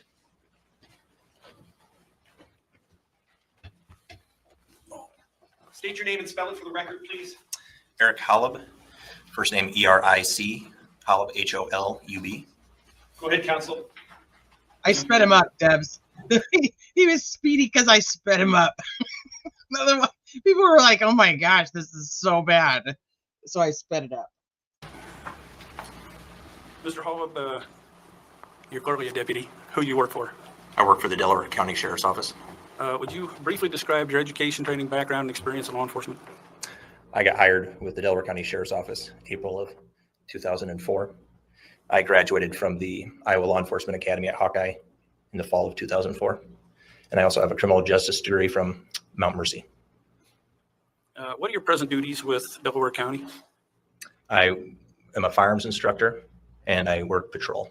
Do you recall whether or not you were on duty last year on November 10th? Yes, I was. Was anyone else with you that day? I had a reserve deputy riding with me. And who was that?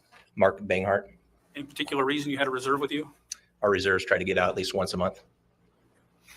And do you recall what shift you were working? I was working 6 a.m. to 4 p.m. At some point during your shift, did you receive the same dispatch that Luke Thompson received? Yes, I did. And did you respond? Yes. To where did you respond? It was 170th Street, just east of Oneida. Do you recall approximately how long it took for you to get there? It was approximately 6 minutes.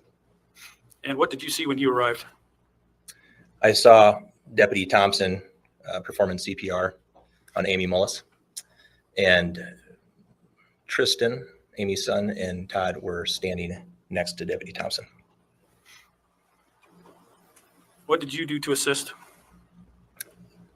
Mark went over, or Deputy Banghart, our reserve deputy, went over and assisted Luke with CPR. And I went over and talked with Todd Mullis. And at some point, did some additional assistance arrive, EMTs, ambulance? Yes, we had Greeley First Responders and Manchester Regional Medical Center ambulance showed up on scene. And approximately how long before they arrived, after you arrived? The ambulance crews, it wasn't too long after. Greeley showed up fairly soon after I showed up. And what was your personal observation of Amy Mullis's condition when you were there at the scene? It did not look good. Her skin was pale. Was she responsive? Unresponsive. Were you able to observe the defendant or his son while she was being worked on? Yes, I did. And what was their demeanor or emotional state? I mostly talked with Todd at the scene. He was having a hard time staying focused,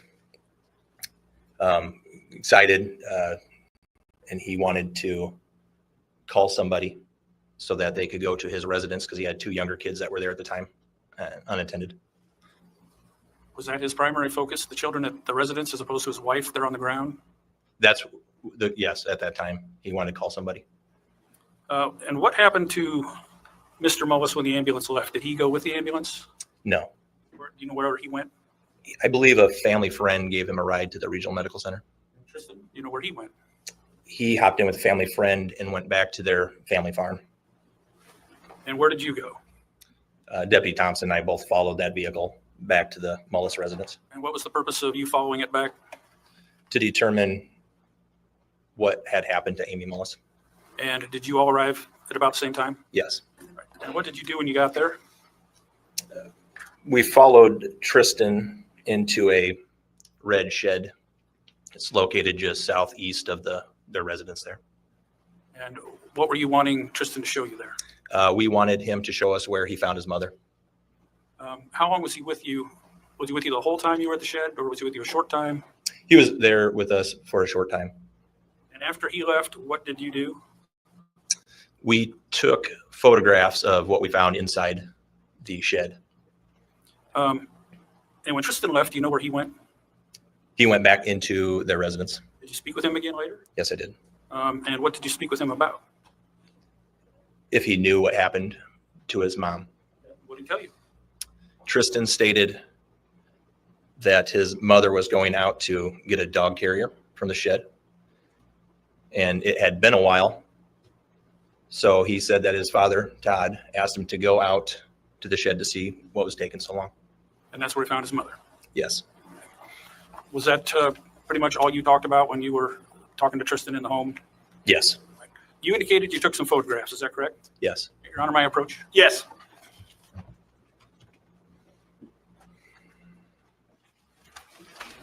Deputy, I'm handing you what's been previously marked as States Exhibits 3 through 22.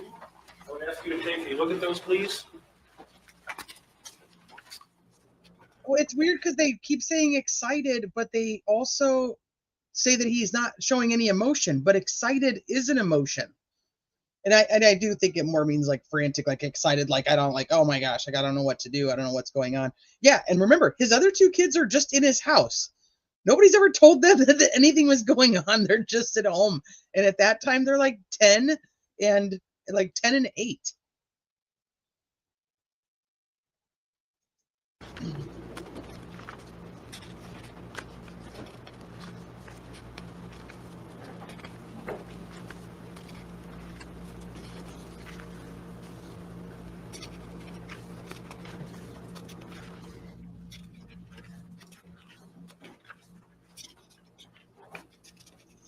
But I bet you got a notebook. Do you recognize States Exhibits 3 through 22? Yes. What are States Exhibits 3 through 22? These are the photographs I took at the scene. And who took those? You took those photographs? Yes. And are those photographs a true and accurate representation of the places and items depicted in each of the photographs at the time the photos were taken back on November 10th of 2018? Yes, they are. Your Honor, at this time, I would offer States Exhibits 3 through 22 into evidence. Any objection? No, Your Honor. States Exhibits 3 through 22 are all admitted. At this time, Your Honor, I would ask permission to publish and ask additional questions about each photo. Yes, go ahead. All right, I'll slow it down so we can talk about the picture. If you would, I guess, watch the screen as opposed to the photos in front of you. We will cycle through 3 through 22, and I would just ask for each. So they're going to show you guys the pictures of the inside of the shed, and I want you guys to pay attention to the amount of space that's in this place, because it's kind of crazy. Each one, kind of tell us what is depicted there. And so we'll start with number 3. You took that photo. What is it? That's the entrance to the shed. That would be the east side. When you say the shed that Amy Mullis was found in by Tristan. Correct. There appears to be a little bit of snow on the ground. Is that correct? Yes. Snow, definitely low. What time of year was it? November 10th. All right. Next picture, please. Exhibit number 4 is of what? That's the corn rake that we found inside the shed. Apparently not the full corn rake, but the tines. Any particular reason you just took a photo of the tines? I took a picture of this when I was back at the booking room because the lighting was better, and you could clearly see how far in Amy the prongs went. Next photo, please. Exhibit 5. Where was this taken and what does it show? That was taken inside the shed. It shows the exact location where we found the corn rake at. And there's something that looks almost like a ruler next to it. Yes. Who put that there? I did. And what's that for? It's for size comparison. The corn rake also appears to have a broken handle. Was it like that when you found it? Yes.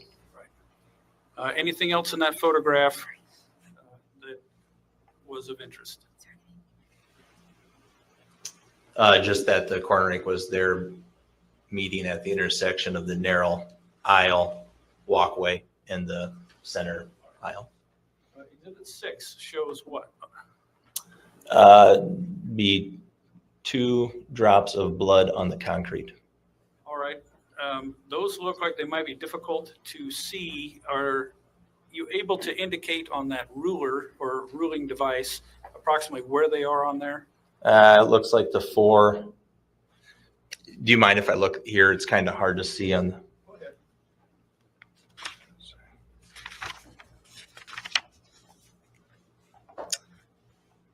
Yeah, on here it's the 1 and the 4. All right. And the towel, was there any significance with the towel? No, not with that one. It just happened to be there. It just happened to be on the ground, yes. All right. Next photo, please. That looks to be similar. Is it the same picture, just taken twice, or is there something significant about this one? Same. I might have just gone a little bit closer, I guess. Okay. Next, please. Exhibit 8. That was another towel that we found on the ground. It was just the towel, or is there anything else? There, by number 9, there is a drop of blood there. All right. Next. Exhibit number 9 appears to be another photo of the corn rake. Why did you take this one? Just for a different angle than the previous. When you were talking about where these passages meet, can you describe that a little bit based on that photograph? There's some chemical totes that have metal framework that give them some structure, and they were stacked up upon one another. Kind of formed a wall when you first walked into the shed. And what you're looking at there where I was standing taking this photograph, it's a narrow aisle because the totes were right next to me to the right. And then that led down to a center aisle in the shed. Next photo, please. Number 10. A close-up picture of the corn rake. Number 11, please. It's just another picture, a little bit different angle. Next. Same thing? Yes. Next. What's the purpose of Exhibit 13? What are you trying to show there? The distance between each prong, there's 4 of them on the corn rake. Is it easier to see in the physical photograph that will go back with the jury, the prongs there?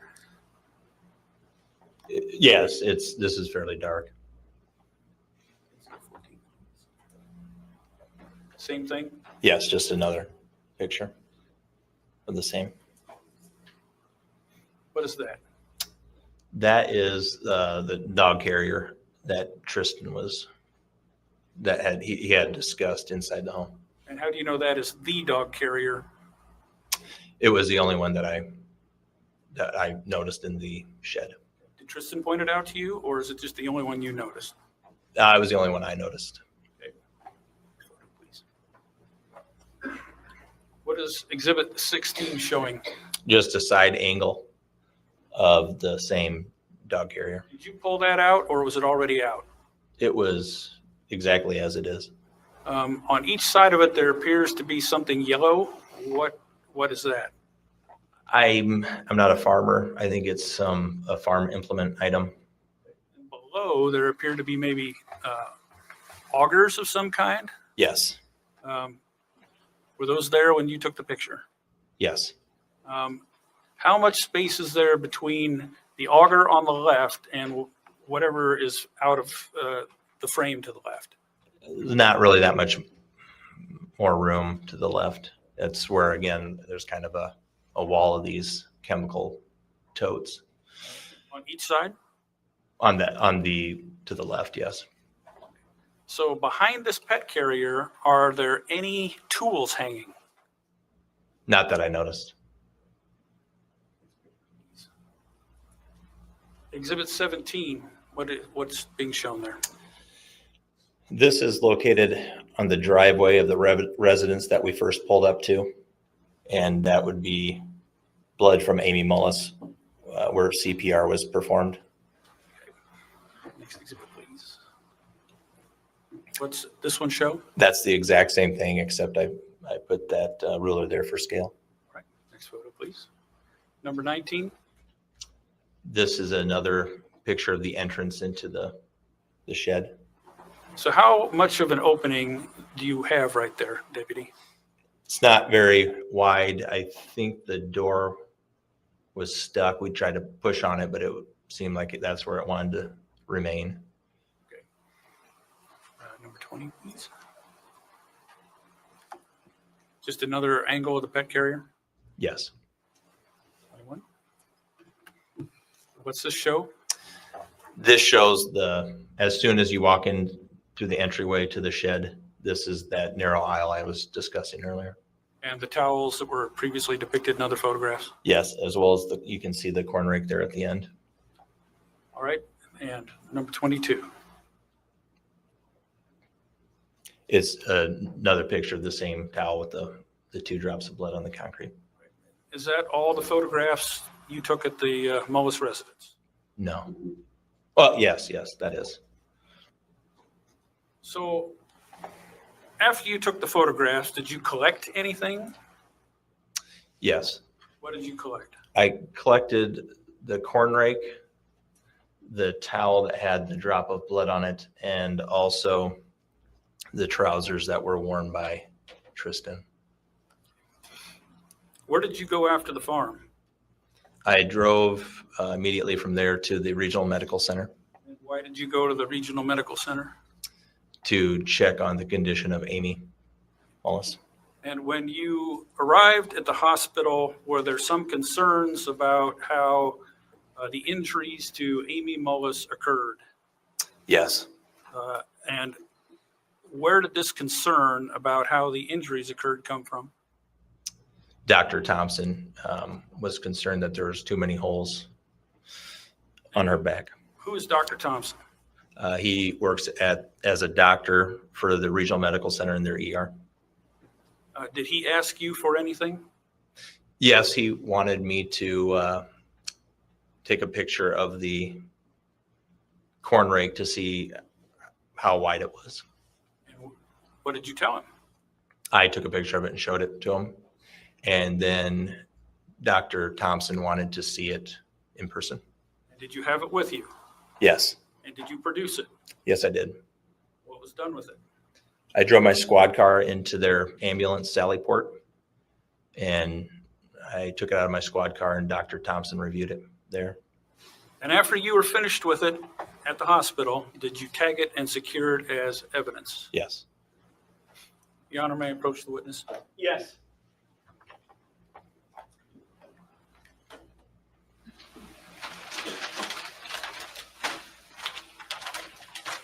Deputy, I'm handing you a bag.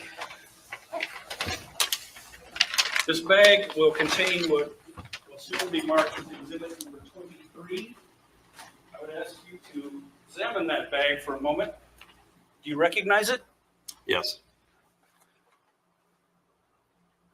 What is it?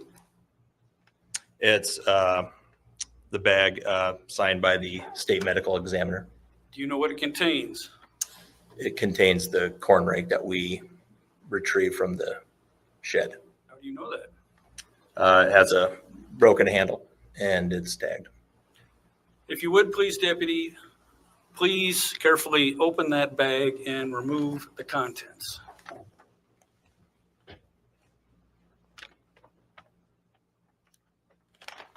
Can I step down here to Sure. a little bit more room?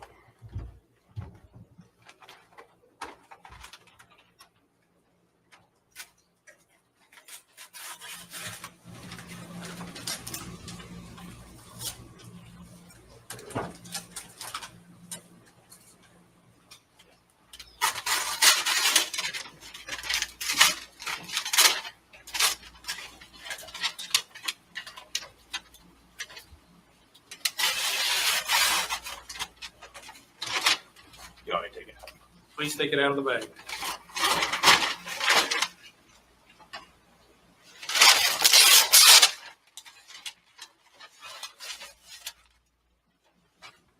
If you would have a seat back up in the witness stand.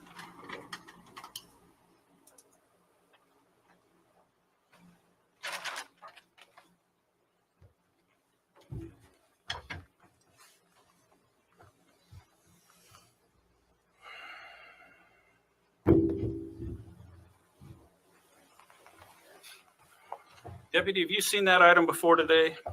Yes. And where have you seen that item before today? This was the corn rake we retrieved from the shed at the Mullis farm. How do you know that is the same corn rake you retrieved from the shed at the Mullis farm? It's tagged and it has a broken handle. And since the time you collected it, and other than for its use at the state medical examiner's office, has this corn rake remained in evidence at the Delaware County Sheriff's Department until this very moment? Yes, it has. Does the corn rake appear to be in the same condition as it is when you first collected it back on November 10th of 2018? Yes, it does. Your Honor, at this time, I would offer State's Exhibit number 23 into evidence. Any objection? No objection, Your Honor. 23 is admitted. Permission to publish, Your Honor? You can display it. Yes. Go ahead.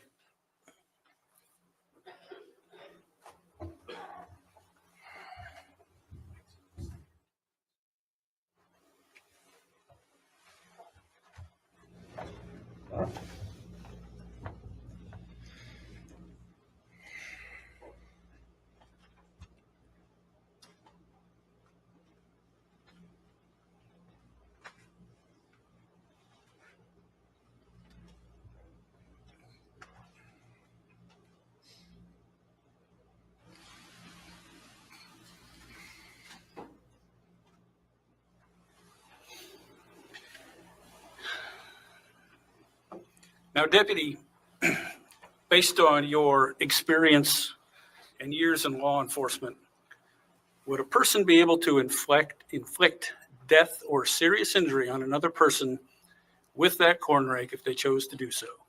Yes, they would. Thank you. Nothing further. Cross-examination.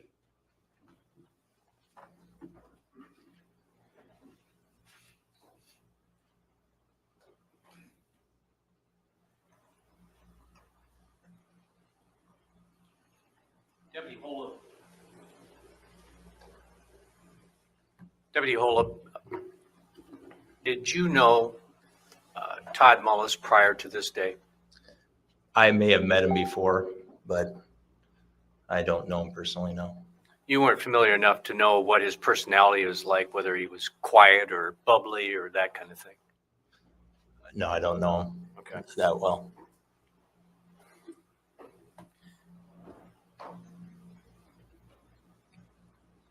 The county attorney asked you about his demeanor, the way he was acting.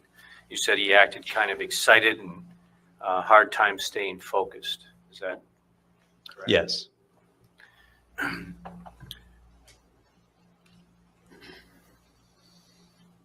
in your years of experience, you've, I'm sure, encountered people who are dealing with a rather traumatic event. Yes. Car accidents, fires, all kinds of things. Yes.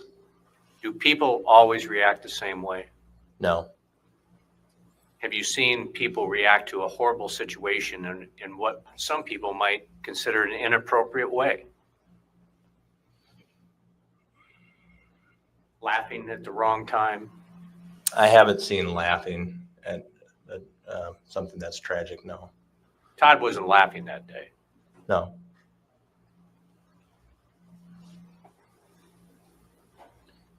But he wanted someone to take care of his kids. Correct.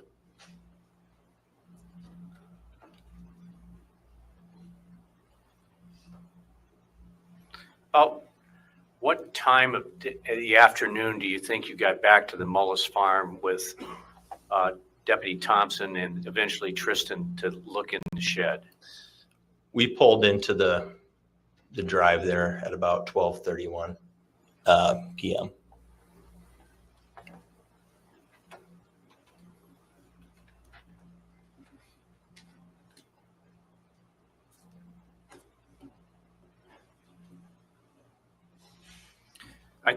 I think one of your later responses to a later exhibit may have answered my question, but in exhibit number 6 was the one with 2 drops of blood on the concrete, and you had the ruler there, and you said that blood drops were about at inch number 1 and inch number 4.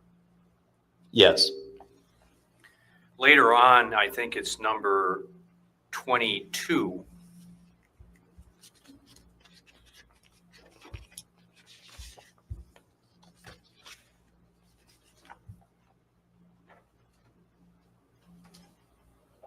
Is that the same towel? Yes. So 22 shows where in the shed the towel was located, right? Yes. Pardon me.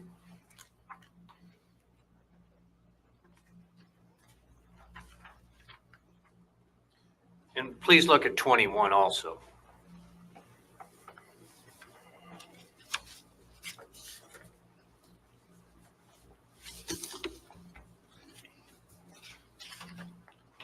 Once again, is that the towel? Yes. And actually, there's 2 things there, a towel and a rag. Yes. In number 21, to the left would be you can see a crack. That would be that sliding door that you couldn't move. To the left there where the door, yes. And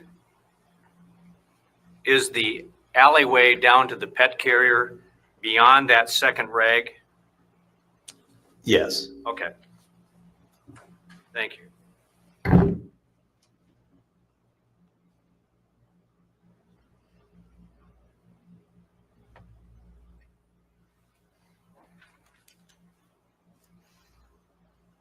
Okay, so I've been pause it real quick. I'll show you guys. So if anybody doesn't want to see the picture, by all means, just give us a minute. They're going to show it when they do the medical examiner's testimony, but I'll show you guys.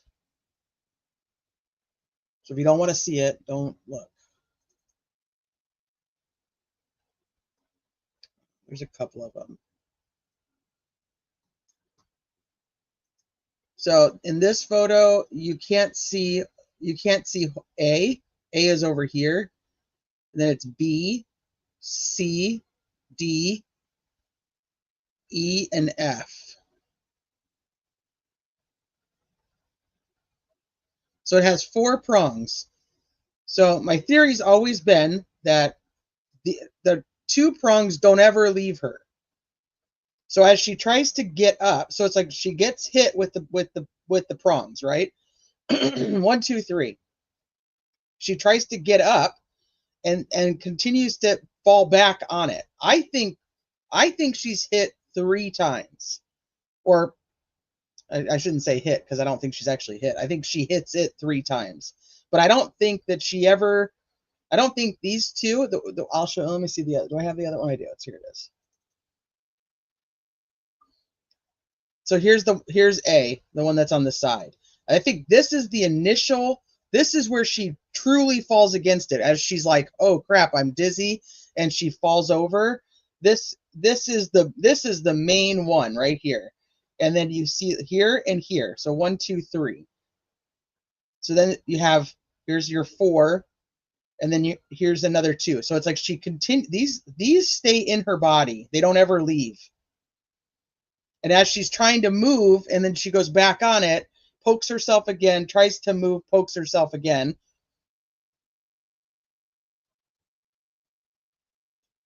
That's how I've always felt like it happened. It's more of a, she thinks that she can get up, but she really can't. So, and then there's a scratch here. So 1, 2, 3. There's 1, 2, 3, 1, 2, 3, 1, 2, 3. If you wanted to go that route, or just the 2. This one's like she tries to move, and then there's the one up here.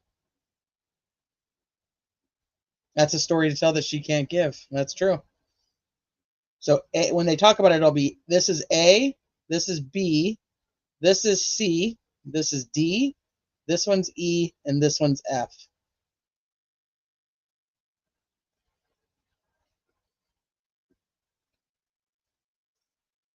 So that's why I said you can't see A in this photo. Let me see if I have. The reason I think this, and it's complicated just looking at this, but you have to know how her clothes are. So she has on layers of clothing, and the outmost layer doesn't have all these holes in it. So like her sweatshirt, so if like somebody's hitting her with the corn rake multiple times, then her clothes would have all those holes in it, unless they're really good and they're able to hit her in the exact same hole.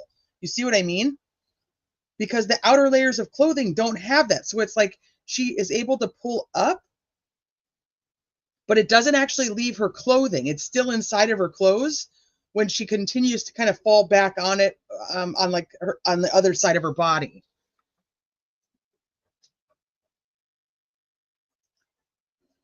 A, B, E, and F. A, B, I don't think so. This one's too high because it's A, B, E, and then F would be too far up here, in my opinion. That's why I think it's at least 3.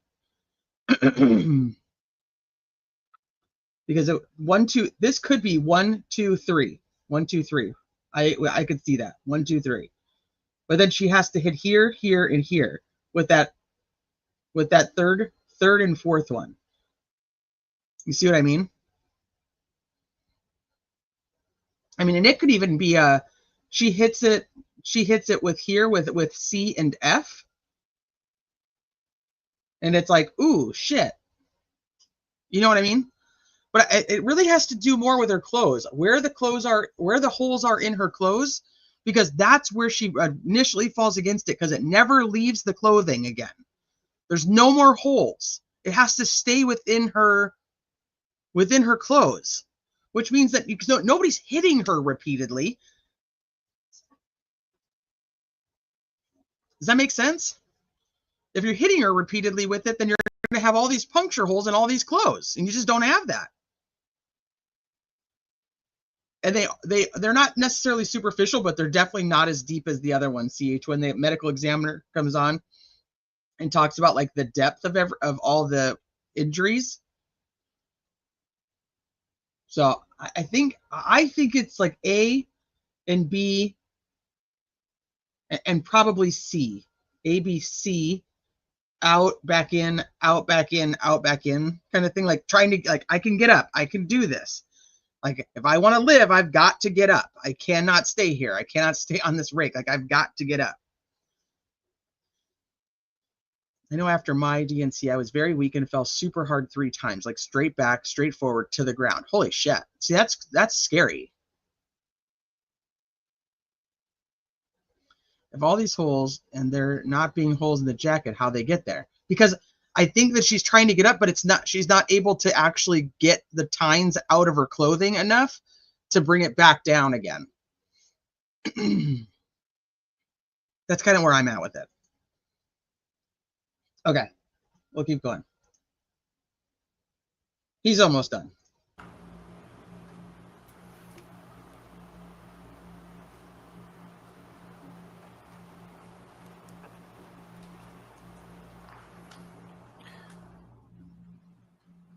Do you have an estimate as to what time you would have got back to the hospital after being at the Mullis farm?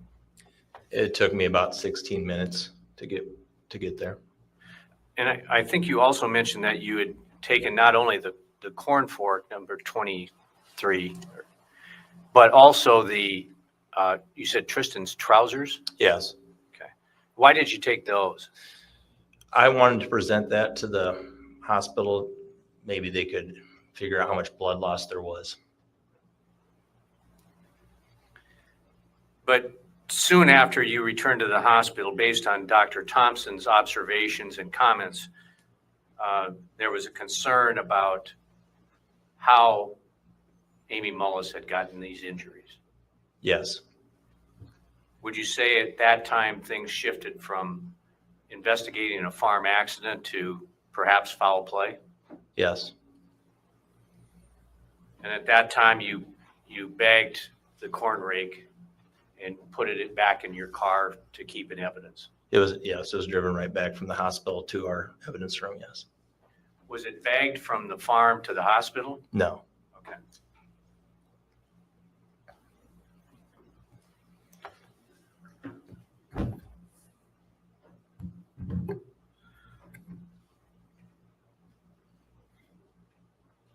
Was there any discussion between that either involved you or others that you're aware of about returning to the farm to do further investigation now that there was a suspicion of foul play?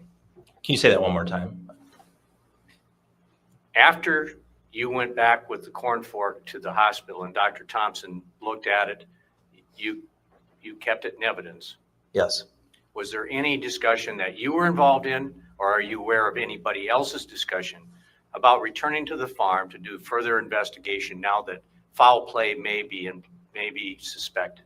I went back, I should say that our sheriff and Deputy Thompson did an interview with Todd at our sheriff's office. And after they had convened, the sheriff said that he had given them permission that I could go back and take a couple more pictures at the shed there. On the return trip, did you take more photos? Yes. Were they included in what we've seen so far? Yes. Did you do that on your own? Yes.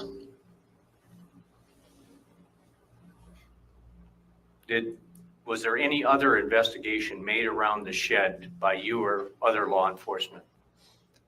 There would have been by other law enforcement after I took those pictures. Do you know when? I'm not sure. And by whom? Travis Hemisath. Okay.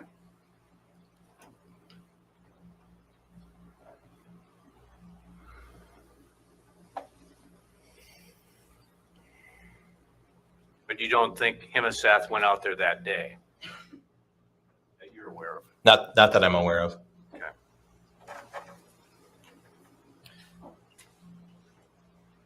At the hospital, did you see Tristan return? To the hospital? Yes. I don't recall seeing him there.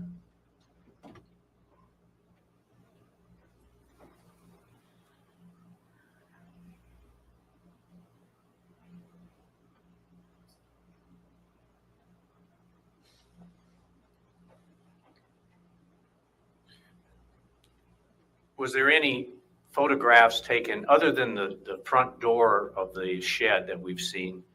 Were there any other photographs taken on the outside of the building? None that I had taken. And no visual exam, a walk around or anything like that? I did not do that, no. Do you know if Deputy Thompson would have done that?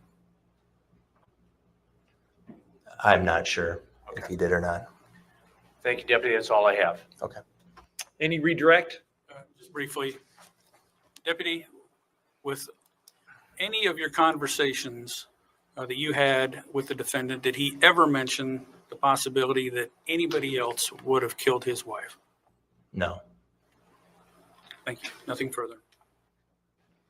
Okay, so we're not going to do any more testimony today, but before I go, I'm going to show you guys just a couple more photos that they'll end up showing in the other testimonies, but just for the sake of being able to see kind of what we're talking about, I think this is one of them. Let me see. It's one of the autopsy photos, so you can see more of the.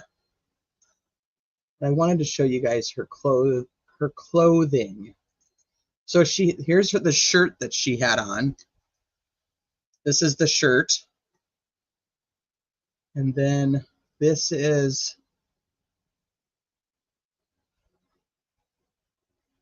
the sweatshirt.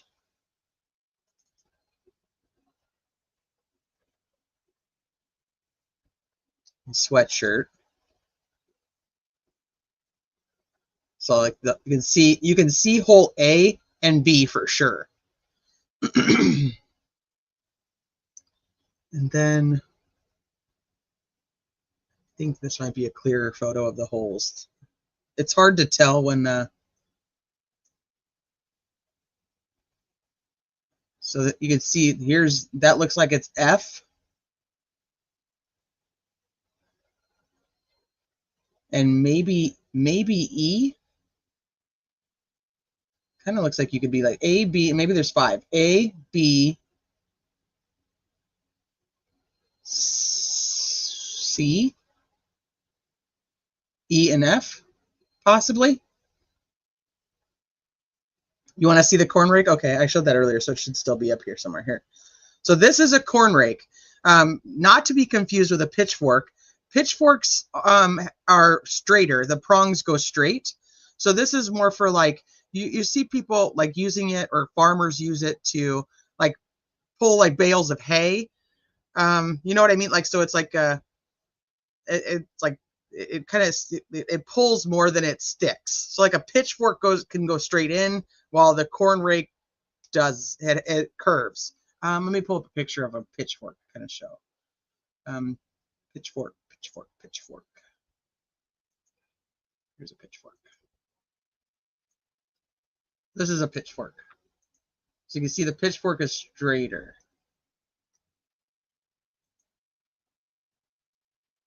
See that? That's more of a pitchfork versus the corn rake, which is like this, or a corn fork.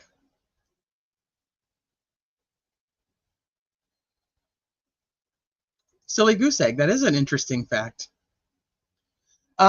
Okay, and then so the other thing that they're going to talk about is like the other injuries to her body, because she has some bruising like on her knee, her ear, and her hand. So they'll talk about those. I'm not going to show those photos. I think this is what I want to show. Hold on.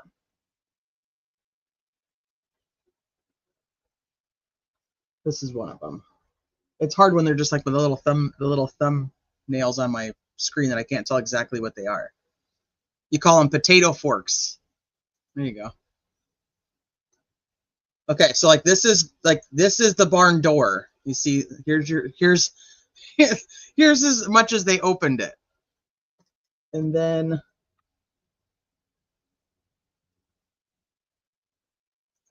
I think it's this one.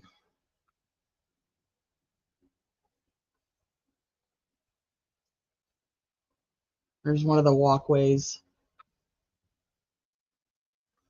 Just showing you like how much room there is to be able to maneuver around in here. You can't really. There's not any room. I'm not getting the good. Where's the good one? Nope, that's just the pet carrier. They showed this one already. So there's the pet carrier, just kind of jammed in between some stuff. there's one where you can really see.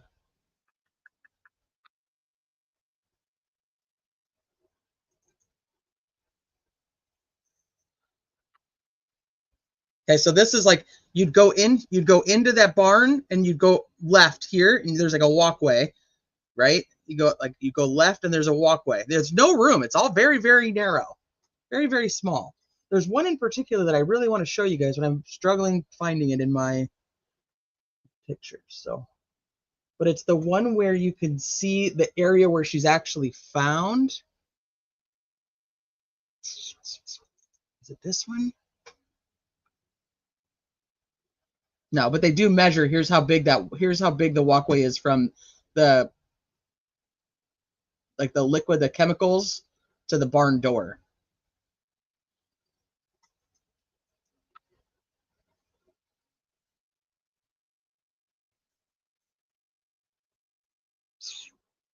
I'll have to have it pulled up for you guys so I can actually show you, because I'll have to go through these. They're too tiny.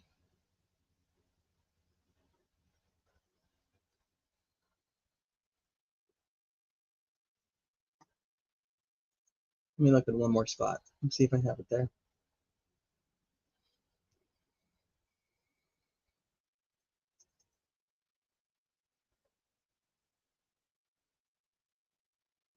No. No, there's one it's a good one to show like where she's actually found at and how it. This could be it. It's just this would be kind of it. So you can see this is the corner. So she'd come down that little tiny pathway that they measured. So you walk in the front door, walk in the door, come down this path, and then you turn here, which is what they're saying. Like you can see this like center aisle, which I just showed you guys in that other photo. You can go down this way, and that's where the dog carrier would be. So you'd have to go down to the right. So she's kind of just like kneeling over. It's almost like if, let's just, like in my mind, this is how I see it. If you see it differently and you can visualize it differently, tell me. But it's like this corn rake is like up against something, like leaning up against something over here. And she like stumbles into it. Like as she's walking, she's like, and like stumbles over to it to hit it. And then that's how like she ends up down. But remember, when Tristan finds her, she's essentially she's like on her hands and knees.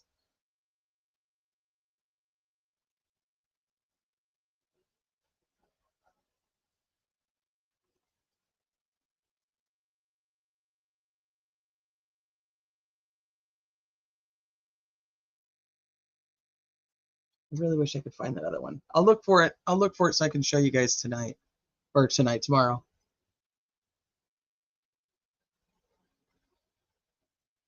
Because it kind of shows a clear path from, well, maybe we'll see it in the testimony anyway, because they show us all the pics. But it shows more of a clear path from here to the pet carrier.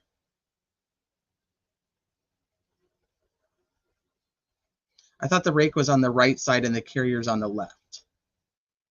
This is the left. What do you mean?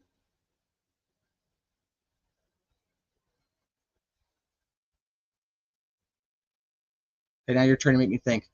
I thought the rake was on the right side and the carrier's on the left. This is the barn door. Well, kind of. Go back. So like here, this walkway, going this way, that way. That's not what I want.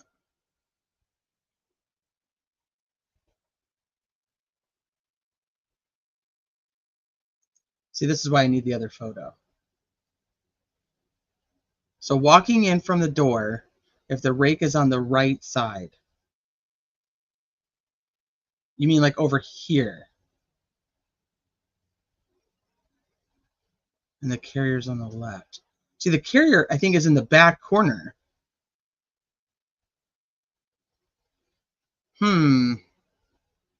Maybe. You might be right. Maybe you're right. That's not how I see it though in my head. So I don't know why. All right, we'll wait for testimony because you might be right, but I don't know. I think it's to the left. Maybe I am thinking pet carrier. I haven't watched this trial for a few years, so you could be right. I don't know either. All right, we'll what do you call it? We'll table that until later. The carrier's wedged in tight, lose your grip and stumble.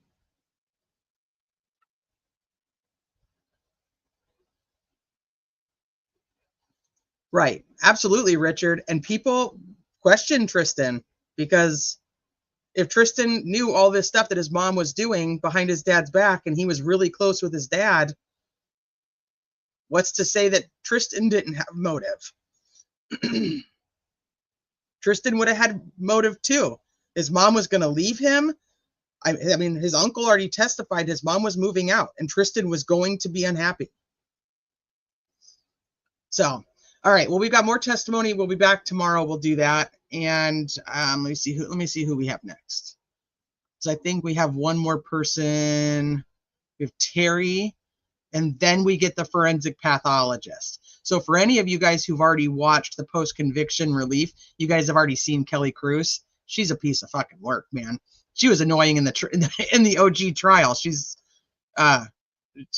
she's annoying in the post-conviction relief trial too. So we should be able to do a lot of this tomorrow. So we have Terry for about an hour and a half, Kelly Cruz, the forensic pathologist, for about 45 minutes, Jerry Frazier, the one she was having the affair with. We have a few days. Yeah, we'll have a few days. But I got to go pick up my oldest kid today, which my husband normally does. So it's kind of throwing off my schedule a little bit, but he has a meeting at 12:30, so he can't do it. But thanks you guys for hanging out. I'm glad that we're finally able to do this. So we're going to, like I said, we'll watch the OG trial from 2019. We have the verdict, the sentencing. We have his appellate hearing, which is denied. And then we have the post-conviction relief. I know, that's what I told him. He's like, am I really messing up your day? And I'm like, you have no idea. You totally are wrecking my day right now. I am, Ems. I am planning on doing something with the Idaho 4 soon. I was really hoping to have figured out the SC connection. I've been working on that diligently on my darn family tree, but I haven't quite got there yet because I wanted to kind of have all the pieces, but now all those new documents came out. So I am going to do something on Idaho 4.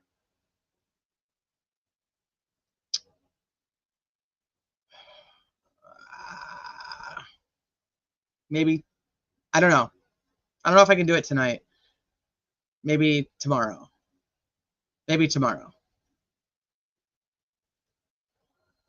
So yeah, because I think most people know about all the new docs that came out, but I still want to talk about those. But I have done a very extensive deep dive into this whole family tree, making you guys some graphics on the family tree, so that we can like walk through the testimony of the people doing the IGG and Leah Larkin that testified for the defense. So I'm doing some graphics to make it like super easy to kind of go through. So Rachel T, I'm glad you're doing this. Once I started watching, I was not buying this conviction. I'm glad you're here. But my biggest thing was when I covered this trial with my friend Jen Liu, because I was telling her about it. I was like, this dude is innocent. Like, he's absolutely innocent. We didn't cover it on her channel until like 2021, 2022-ish. And I was like, this guy is so freaking innocent. And she was like, let's watch the trial together. I was like, hell yeah, let's do it. So we watched it. And I think that, I mean, a lot of people got on board with the fact that this guy is not, I just don't think he's guilty.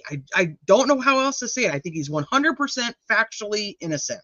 And he's been convicted of a crime that is crazy when it's like, a minute and 40 seconds and you think I ran over to this barn and killed her. Give me a break. I know, so many docs you and Sleuthy reading through. I wonder if, I don't know if Sleuthy wants to do Idaho 4. Maybe. He was the sample 1.68. Okay, so I don't know. I was having this conversation the other day with DB, like in a chat, and I don't know. I don't know. I don't have an answer for you, CH. Maybe I will, but I don't currently. Yeah, Ems, I think it's physically impossible that Amy Mullis was murdered, and I think this guy's just rotting away in prison. Do I know what the kids believe in this case and what her family thinks? Her family thinks, well, they did. Her family has believed that he is absolutely guilty. His kids, specifically Tristan, do not believe he is guilty. And during the post-conviction hearings the last couple of weeks, he's been sitting there supporting his dad now that he's over 18 and can do what he wants, essentially, because now he's in college, still playing football. He played football all throughout that whole time. And he absolutely believes his dad is innocent. And he has in his statements has said that his grandmother, his mother's mother, did not want him having anything to do with Todd Mullis whatsoever. All three of them were there the first day. Okay. All right. I'm going to wrap it up. I will see you guys. I don't know. I'll check the schedule and see if I can do an Idaho live tonight. But I don't want to promise that and not show up for it. So, but as always, thank you guys for hanging out with me. We'll be back tomorrow for some more Todd Mullis and some crazy ass testimony and lack of defense team. So, all right, go enjoy the rest of your Monday. I might see you later. If not, then I will see you mañana. Have a good one.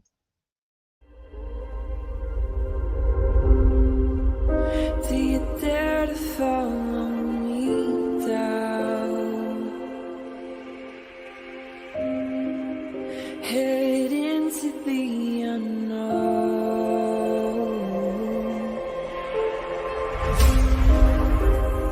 Down the rabbit hole.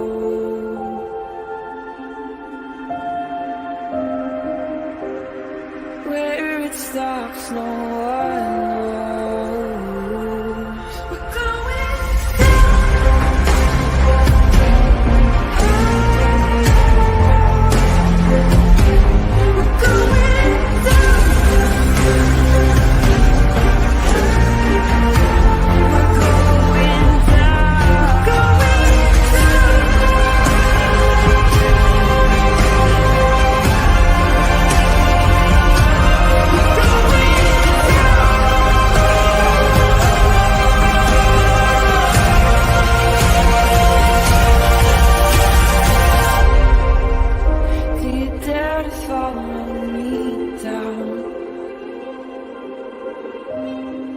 head into the unknown.